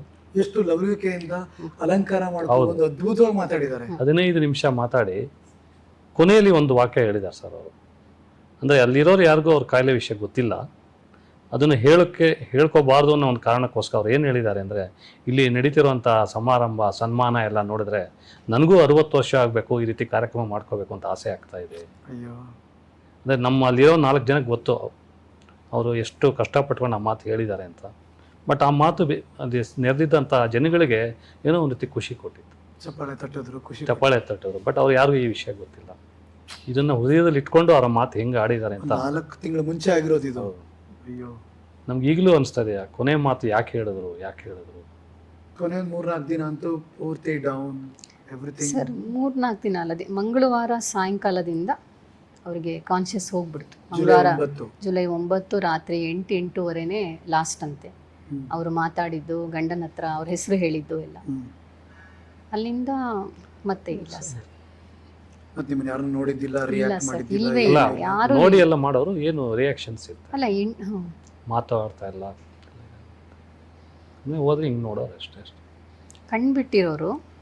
ಎನಿಥಿಂಗ್ ಲಾಸ್ಟ್ ಹೇಳಿದ್ದುಂಟಾ, ನಂಗೆ ಈ ಆಸೆ ಇದೆ, ಇದೇನೋ ಆಗಬೇಕು, ಆ ಥರದ್ದು ಏನಾದ್ರು ಮೆನ್ಷನ್ ಮಾಡಿದ್ದುಂಟಾ? ಸರ್ ಅವ್ರಿಗೆ ನನ್ನ ಹತ್ರ 1-2 ಮಾತು ಹೇಳಿದ್ರು. ಅವರು ನಿರೂಪಕೀಯ ದಿನಚರಿ ಅಂತ ಒಂದು ಮಾಡಬೇಕು ಅಂತ ಇದ್ದೀನಿ, ಎಷ್ಟೊಂದು ಕಾರ್ಯಕ್ರಮನ ಮಾಡ್ಕೊಂಡು ಬಂದಿದ್ದೀನಿ.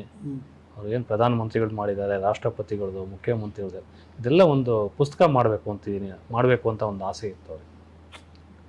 ಆಮೇಲೆ ನಿರೂಪಕರಿಗೆ ಒಂದು ಕ್ಲಾಸ್ ಮಾಡಬೇಕು ಅಂತ, ನಿಮ್ಮ ಮಾತಿನ ಮನೇಲೆ ಮಾಡೋಣ, ತಿಂಗಳಿಗೊಂದು ವಾರಕ್ಕೊಂದು, ಯಾರು ಇಂಟ್ರೆಸ್ಟ್ ಇದೆಯೋ ಬರಲಿ, ಅವ್ರಿಗೆಲ್ಲ ಗೈಡ್ ಮಾಡೋಣ. ಅದು 2 ಆಸೆ ಅವ್ರಿಗಿತ್ತು.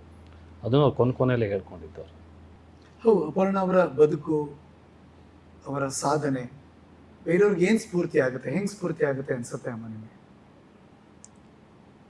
ಒಂದು ಹೆಣ್ಣು ಸುಸಂಸ್ಕೃತಳಾಗಿ, ಸರಳವಾಗಿ, ಸರಸ್ವತಿಯ ವರಪುತ್ರಿಯಾಗಿ, ಒಂದು ಸಂಸಾರದ ಕಣ್ಣಾಗಿ ಏನೆಲ್ಲ ಅಚೀವ್ ಮಾಡ್ಬೋದು ಅಂತ ಇರುತ್ತಲ್ಲ, ಮತ್ತು ಅದಕ್ಕೆ ಪ್ರತಿಕೂಲ ವಾತಾವರಣಗಳಲ್ಲೂ ಅವ್ರು ಅಚೀವ್ ಮಾಡಿದ್ರು ಅಲ್ವಾ. ಈಗ ಇಂಡಸ್ಟ್ರಿನಲ್ಲಿ ಒಳ್ಳೆ ಹೆಸರು ಸಂಪಾದನೆ ಮಾಡಿದ್ರು, ತುಂಬ ಒಳ್ಳೆ ಹೆಸರು ಸಂಪಾದನೆ ಮಾಡಿದರು. ಹೇಗೆ ಡಿಗ್ನಿಫೈಡ್ ಆಗಿ ಬದುಕಬಹುದು ಅನ್ನೋದನ್ನು ಆಕೆ ತೋರಿಸ್ಕೊಟ್ಟಿದ್ದಾರೆ. ಅವರು ಎಷ್ಟೆಲ್ಲ ರೀತಿಯಲ್ಲಿ ಎಷ್ಟು ಜನಕ್ಕೆ ಮಾದರಿ ಅಂತ ಹೇಳಿದ್ರೆ, ಸಾಕಷ್ಟು ಜನ ಏಕಲವ್ಯರನ್ನು ಹುಟ್ಟಾಕ್ಬಿಟ್ಟಿದ್ದಾರೆ ಅವರು ಅಲ್ವಾ. ಸಾಕಷ್ಟು ಜನ ಏಕಲವ್ಯರನ್ನು ಹುಟ್ಟಾಕ್ಬಿಟ್ಟಿದ್ದಾರೆ.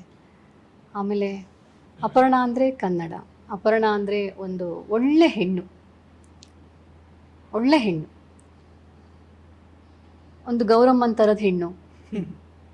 ಆಮೇಲೆ ಗೆಳೆತನಕ್ಕೆ ಹೋಲಿಸ್ಕೊಂಡ್ರೆ ಎಷ್ಟು ಸರಳ. ನಂಗೆ ತುಂಬ ಜನ ಸ್ನೇಹಿತರಿದ್ದಾರೆ, ಇಲ್ಲ ಅಂತ ನಾನು, ತುಂಬ ಜನ ಇದ್ದಾರೆ. ಬಟ್ ಅದರಲ್ಲಿ ಅಪರ್ಣನೂ ಒಂಥರ ವಿಶಿಷ್ಟ ಸ್ಥಾನ ತೊಗೊಂಡ್ಬಿಟ್ಟಿದ್ದಾರೆ ಸರ್. ನಾನು ಇದಕ್ಕೆ ಹೆಮ್ಮೆ ಪಡಬೇಕಾ ದುಃಖ ಪಡಬೇಕಾ ನನಗೆ ಅರ್ಥ ಆಗ್ತಾ ಇಲ್ಲ. ಅಷ್ಟು ಹಚ್ಕೊಂಡಿದ್ರು ಅವರು ನನ್ನನ್ನ ಅಂತಲ್ಲ, ನಮ್ಮನ್ನ ಅಂತಲ್ಲ, ಎಲ್ಲರನ್ನೂ ಹಚ್ಕೊಂಡಿದ್ರು. ನನಗೆ ಅವಾಗ ಮತ್ತೆ ಅಲ್ಲಿ ನಾವು ವರದಹಳ್ಳಿಗೆ ಹೋಗಿದ್ವಿ. ವರದಹಳ್ಳಿಗೆ ನಾನು ಹೊಸ್ತಾರೆ ಅಪರ್ಣ ಎಲ್ಲ ಹೋಗಿದ್ವಿ. ಹೋದಾಗ ಅಲ್ಲಿ ಯಾರೋ ಒಬ್ರು ನನ್ನನ್ನು ಕೇಳಿದ್ರು, ಅವ್ರನ್ನ ಕೇಳಿದ್ರು, ಇವ್ರು ನಿಮ್ಮ ಅಮ್ಮನಾ ಅಂತ ಕೇಳಿದ್ರು. ಆಮೇಲೆ ನಾನು ನಕ್ಬಿಟ್ಟು ರೇಗಿಸಿದ್ದೆ ಹೊಸ್ತಾರೆ ಸರ್, ನೋಡಿ ನನ್ನನ್ನು ನಿಮ್ಮ ಅತ್ತೆ ಅಂತ ಹೇಳ್ತಿದ್ದಾರೆ ಅಂತ ಹೇಳ್ಬಿಟ್ಟು ನಾವು ವಾಪಸ್ ಬರ್ತಾ 3 ಜನ ಎಷ್ಟು ನಗ್ನಗ್ತಾ ಬಂದಿದ್ದೀವಿ ಅಲ್ಲಿಂದ ಅಂದರೆ, ಅಲ್ಲಿ ವಾಸಿ ಆಗ್ತಾರೆ ಅನ್ನೋದೊಂದು ನಮ್ಮ ನಂಬಿಕೆ. ಯಾಕೆಂದರೆ ಅಲ್ಲಿ ನೆಲದ ಮೇಲೆ ಕೂತ್ಕೊಂಡು ಅಪರ್ಣ ಊಟ ಮಾಡಿದ್ರು ಅವತ್ತು ವರದಹಳ್ಳಿ ದೇವಸ್ಥಾನದಲ್ಲಿ. ಅಲ್ಲಿ ನೆಲದ ಮೇಲೆ ಕೂತ್ಕೊಂಡು ಊಟ ಮಾಡಿ ಎದ್ರು. ವಸ್ತಾರಿಗೂ ಆಶ್ಚರ್ಯ, ಅವ್ರಿಗೆ ಅಷ್ಟು ಕಾಲು ನೋವು ಯಾವ ಪರಿ ಇತ್ತು ಅಂದರೆ ತುಂಬ ಕಾಲು ನೋವು ಇತ್ತು ಅವರಿಗೆ. ಅದು ಒಂದು ಕಾಲಲ್ಲಿ ಬಂದ್ಬಿಟ್ಟಿತ್ತು, ಯಾವುದೋ ಇಷ್ಟೇ ಬೋನ್ಗೆ ಎಫೆಕ್ಟ್ ಆಗಿತ್ತು ಅಂತ ಹೇಳ್ತಾ ಇದ್ರು. ಅಂಥದ್ರಲ್ಲಿ ಹೇಗೆ ಸಾಧ್ಯ ಇವಳು ಕೂತ್ಕೊಂಡು ಊಟ ಮಾಡಿದಾಳಲ್ಲ ಅಂದರೆ, ಏನೋ ಪವಾಡ ನಡೆಯುತ್ತೇನೋ ಅನ್ನೋ ಥರನೇ ನಮಗೆಲ್ಲ ಒಂದು ಆಶಾಭಾವ. ಅದಕ್ಕೆ ಸರಿಯಾಗಿ ಅಲ್ಲಿ ಏನೋ ಒಂದು ಕಾಯಿನ್ ಅಂಟಿದ್ರೆ, ಗೋಡೆಗೆ ಅಂಟಿದ್ರೆ ನಾವು ಹರಿಸ್ಕೊಂಡಿದ್ದು ನಡೆಯುತ್ತೆ ಅಂತ ಹೇಳ್ತಾರೆ ಅಂತ ಅಲ್ಲಿ ಜನ ಎಲ್ಲ ಪ್ರತೀತಿನ ಹೇಳಿದರು. ಸರಿ, ನಾವು ಹೋಗೊಂದು ಕಾಯಿನ್ ಅಂಟಿಸಿದ್ವಿ, ನಾನು ಹೊಸ್ತಾರೆ ಇಬ್ರು. ಅದು ಅಂಟ್ಕೊಳ್ತು ಆಯ್ತಾ.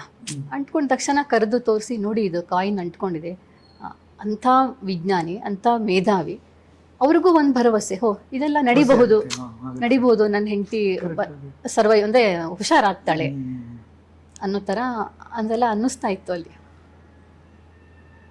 ಈಗ ನಿತ್ಯದ ಬದುಕಿರುತ್ತಲ್ಲ ನಿಮ್ದು, ಈಗ ಅಪರ್ಣ ವ್ಯಕ್ತಿಯಾಗಿ ಇಲ್ಲ, ಆದರೆ ಆ ಒಡನಾಟ, ಆ ವ್ಯಕ್ತಿತ್ವ ನಮ್ಗೆ ಇನ್ಸ್ಪೈರ್ ಮಾಡಿರುತ್ತೆ, ನಮಗೆ ನೆನಪು ಕಾಡ್ತಿರುತ್ತೆ. ನಿಮ್ಮಿಬ್ಬರ ಬದುಕಲ್ಲಿ ಈ ವರ್ಷ ಪ್ರತಿ ದಿನದಲ್ಲಿ ದೈನಂದಿನ ಚಟುವಟಿಕೆಯಲ್ಲಿ ಅಪರ್ಣ ಕಾಡ್ತಾರ? ಖಂಡಿತ ಕಾಣ್ತಾರೆ. ನಾವು ಯಾವುದೇ ಕಾರ್ಯಕ್ರಮ ಮಾಡಲಿ, ರಾಸು ನನ್ನ ಬಿಟ್ಟು ಮಾಡ್ತಾ ಇದ್ದೀರಾ ಅಂತ ಅವ್ರು ಹೇಳ್ದಂಗೆ ಭಾಸ ಆಗುತ್ತೆ. ಅಂದರೆ ನಮ್ಮ ಯಾವ್ದು ಕಾರ್ಯಕ್ರಮದಲ್ಲಿ ತುಂಬ ಇನ್ವಾಲ್ವ್ ಆಗ್ತಾಯಿದ್ರು, ಸಲಹೆಗಳು ಕೊಡೋರು, ಬರೋರು ಸಾಧ್ಯವಾದರೆ. ಅವ್ನು ಬಿಟ್ಟು ನಾವು ಯಾವ ಕಾರ್ಯಕ್ರಮನೂ ಮಾಡ್ತಾಯಿಲ್ಲ ನಾವು. ಇವತ್ತು ನೀವು ನಮ್ಮ ಮಾತಿನ ಮನೆಗೆ ಬಂದೆ, ಅವ್ರದ್ದೊಂದು ಫೋಟೋ ಹಾಕಿದ್ದೀವಿ ನಾವು. ಇದೆ ಅಪರ್ಣ, ಖಂಡಿತ ಅಪರ್ಣ ಫೋಟೋ ಇಟ್ಟಿದ್ದೀವಿ. ಅವ್ರಿಗೆ ಒಂದು 2-3 ಕಾರ್ಯಕ್ರಮನ ಅರ್ಪಣೆ ಮಾಡಿದ್ದೀವಿ ನಾವು. ಉದಯ ಭಾನು ಕಲಾ ಸಂಘ ದೊಡ್ಡದಾಗೆ ಕಾರ್ಯಕ್ರಮ ಮಾಡಿದ್ವಿ, ಅಪರ್ಣ ಸ್ಮರಣೆ ಅಂದ್ಬಿಟ್ಟು. ನಾವು ಏನೇ ಕಾರ್ಯಕ್ರಮ ಮಾಡಲಿ ಅವ್ರಿಗೆ ಅರ್ಪಿತ ಸರ್. ಒಂದು ಸ್ಟಾರ್ ವ್ಯಾಲ್ಯೂ ಇವತ್ತು ನಾವೆಲ್ಲ ಅನುಭವಿಸ್ತಾ ಇದ್ದೀವಿ. ಓ ನೀವು ಆ್ಯಂಕರು, ಓ ನೀವು ನಿರೂಪಕರು, ಅನೌನ್ಸರು ಅಂತ ಎಲ್ಲೇ, ಅದು ಆಕಾಶವಾಣಿ, FM, ದೂರದರ್ಶನ, ವೇದಿಕೆ ಎಲ್ಲಾದರೂ ಸರಿ, ಯಾರಿಗಾದ್ರೂ ಇವತ್ತು ಆ ಮಟ್ಟಕ್ಕೆ ದೊಡ್ಡ ಮಟ್ಟದಲ್ಲಿ ಒಂದು ಐಡೆಂಟಿಫಿಕೇಶನ್ ಸಿಗ್ತಿದೆ, ಗೌರವ ಸಿಗ್ತಿದೆ, ರೆಸ್ಪೆಕ್ಟ್ ಸಿಗ್ತಿದೆ ಅಂದರೆ because of one and only Aparna.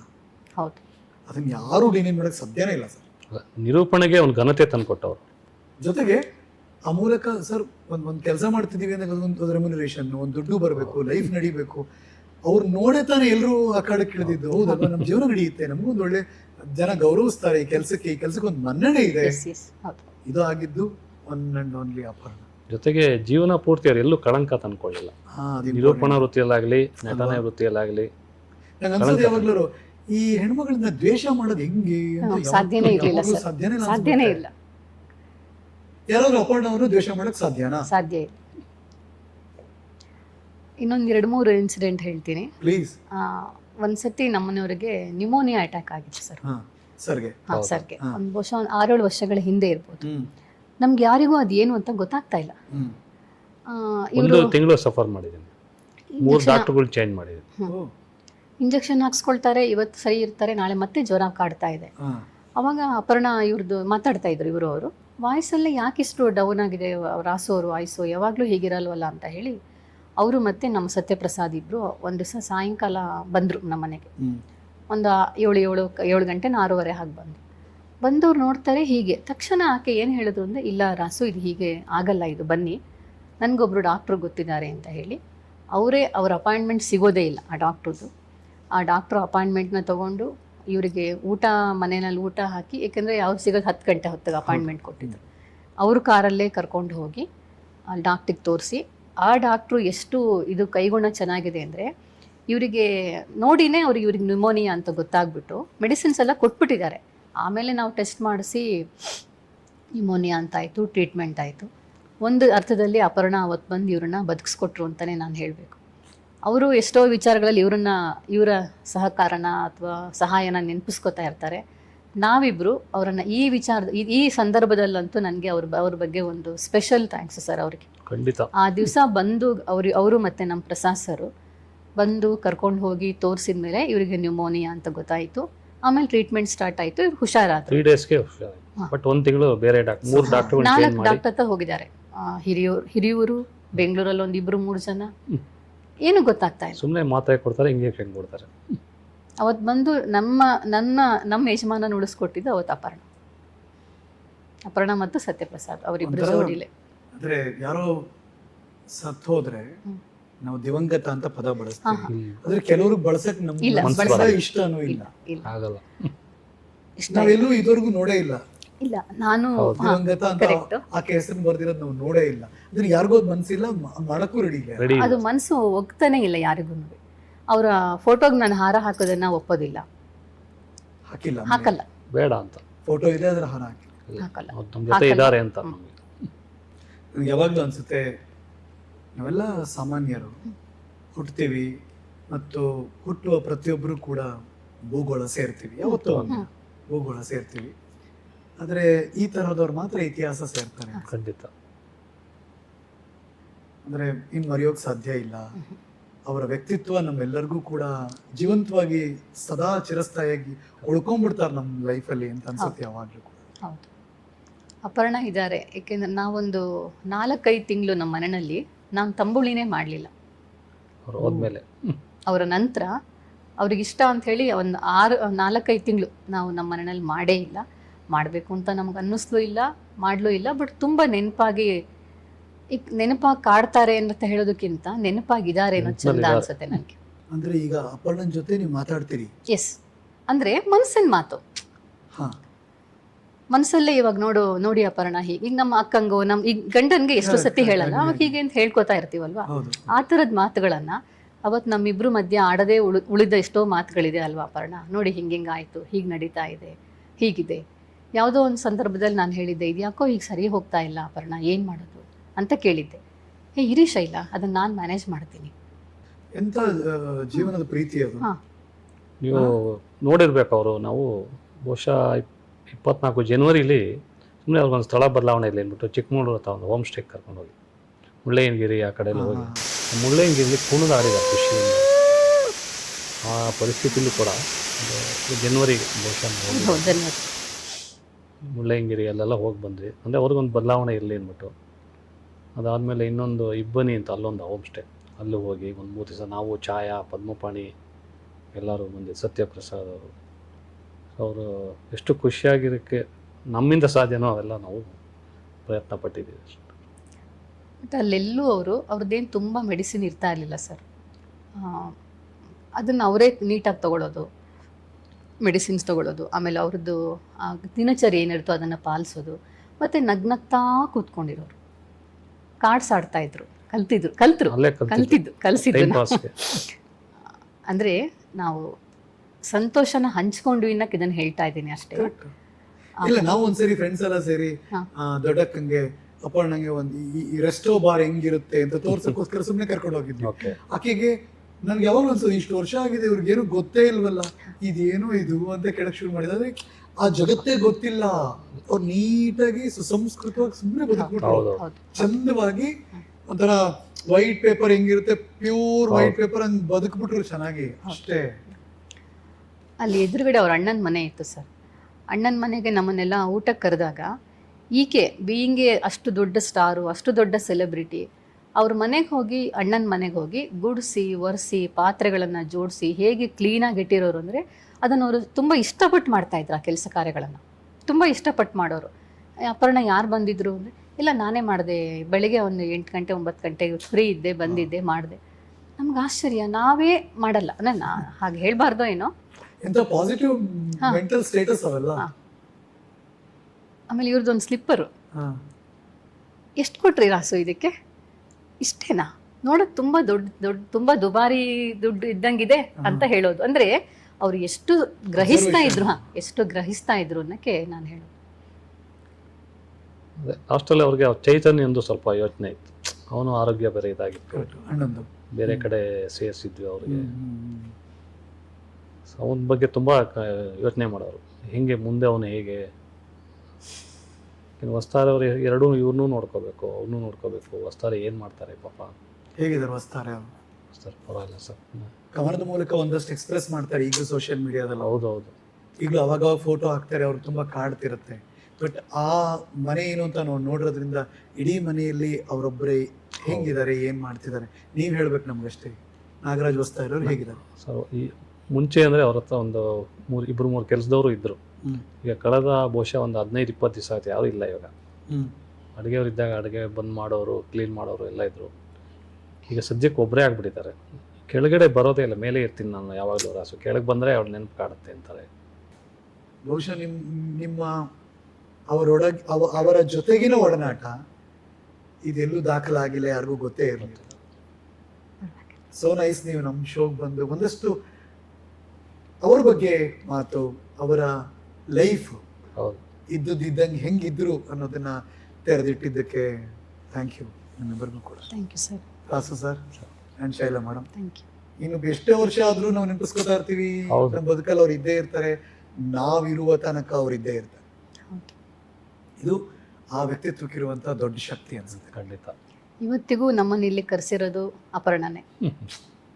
ನಾವು ಇನ್ಯಾರೇ ಆಗಿದ್ರು ನಾನಂತೂ ಬರ್ತಾ ಇರಲಿಲ್ಲ. ನಾನು ಇಂಥದ್ದೆಲ್ಲ ತಪ್ಪಿಸ್ಕೊಳ್ಳೋ ವ್ಯಕ್ತಿ.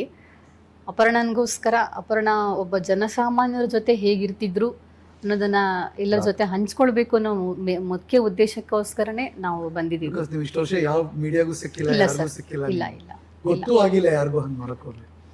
ಥ್ಯಾಂಕ್ ಯು ದೊಡ್ಡಕ್ಕ, ಥ್ಯಾಂಕ್ ಯು. ನನ್ನ ಲೈಫಲ್ಲಂತೂ ಅವ್ರ ದೊಡ್ಡ ಸ್ಥಾನ.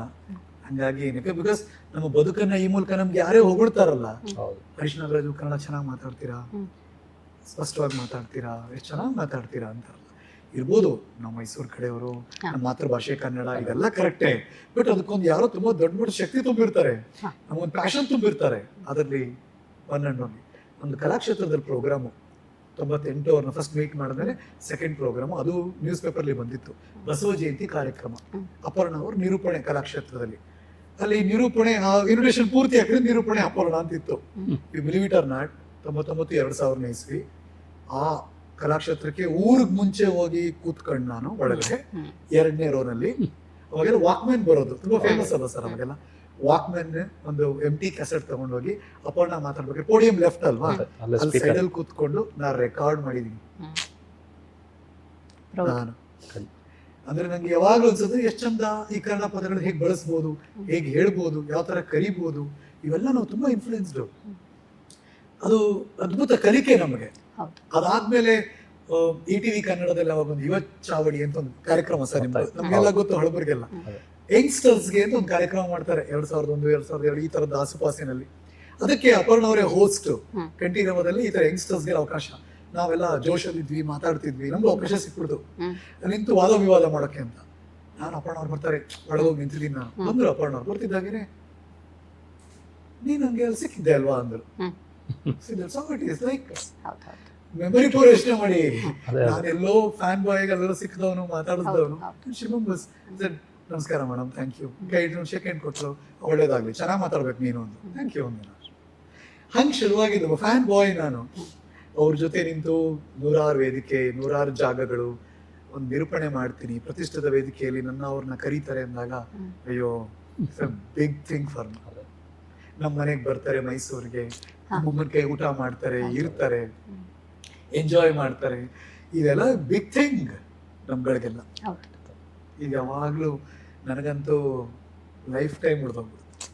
ಅವರು ನಮ್ಮನೆ ಮಗಳು ಸರ್, ಅಷ್ಟೇ, ಅದಕ್ಕಿಂತ ಹೆಚ್ಚಿಗೆ ಹೇಳಕ್ಕೆ ಗೊತ್ತಾಗಲ್ಲ. ನಮ್ಮನೆ ಮಗಳು.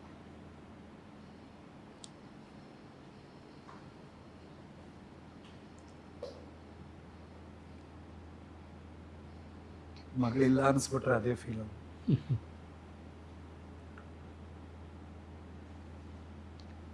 ನಮ್ಮ ಕಷ್ಟಕ್ಕಿಂತ ಅವರ ಯಜಮಾನ್ರ ಕಷ್ಟ ತುಂಬ ದೊಡ್ಡದಲ್ವಾ. ಸತ್ಯ ಅರಗಿಸ್ಕೊಳಕ್ಕೆ ಭಾಳ ಕಷ್ಟ ಬದುಕಲ್ಲಿ. But life has to go on ಅಂತಾರಲ್ಲ, ಹಂಗೆ ಹೋಗ್ಬೇಕು ಅಂತ. ಈ ಡೇಟು ಅಂತಲ್ಲ, ಆದರೆ ಬದುಕಿನುದ್ದಕ್ಕೂ ನಾವೆಲ್ಲರೂ ನೆನಪಿಸ್ಕೊಳ್ತೀವಿ.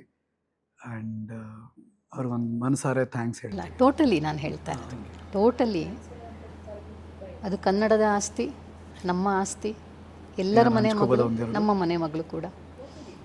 ಹಾಗೆ ಅವ್ರಿಗೆ ಸಾವಿಲ್ಲ. ಅವರು ನಮ್ಮೆಲ್ಲರ ಕರ್ನಾಟಕದ ಮಗಳು. ಶೈಲಾ ಮೇಡಮ್ ತುಂಬ ಚೆನ್ನಾಗಿ ಹೇಳಿದ್ರು, ಕರ್ನಾಟಕದ ಮಗಳು, ಬಿಕಾಸ್ ಅದು ಅವರು ಕನ್ನಡದ ಮಗಳು. ಹಾಗಾಗಿ ಅವ್ರನ್ನ ಸದಾ ನಾವು ಆರಾಧಿಸ್ತೀವಿ, ಗೌರವಿಸ್ತೀವಿ, ಇಷ್ಟಪಡ್ತೀವಿ. ಅಪರ್ಣ ಅವರು ಚಿರಸ್ಥಾಯಿಯಾಗಿ ನಮ್ಮ ಹೃದಯದಲ್ಲಿ ಯಾವಾಗಲೂ ಉಳ್ಕೊಂಡಿದ್ದಾರೆ. ಇದು ಇವತ್ತಿನ ಈ ಎಪಿಸೋಡ್. ನೀವು ಅಪರ್ಣ ಅವರ ಮೀಟ್ ಮಾಡಿರ್ತೀರಾ, ಅಪರ್ಣ ಅವ್ರ ಬಗ್ಗೆ ನಿಮಗೂ ಏನೋ ಹೇಳಬೇಕು ಅನಿಸಿರುತ್ತೆ. ನಮ್ಮ ಶೋ ಕಮೆಂಟ್ ಬಾಕ್ಸ್ ಓಪನ್ ಇದೆ, ನಿಮಗೇನು ಅನ್ನಿಸ್ತು ಮೆನ್ಷನ್ ಮಾಡಿ. ಮತ್ತೆ ಸಿಗ್ತೀನಿ ಮುಂದಿನ ಶೋನಲ್ಲಿ. ನಮಸ್ಕಾರ.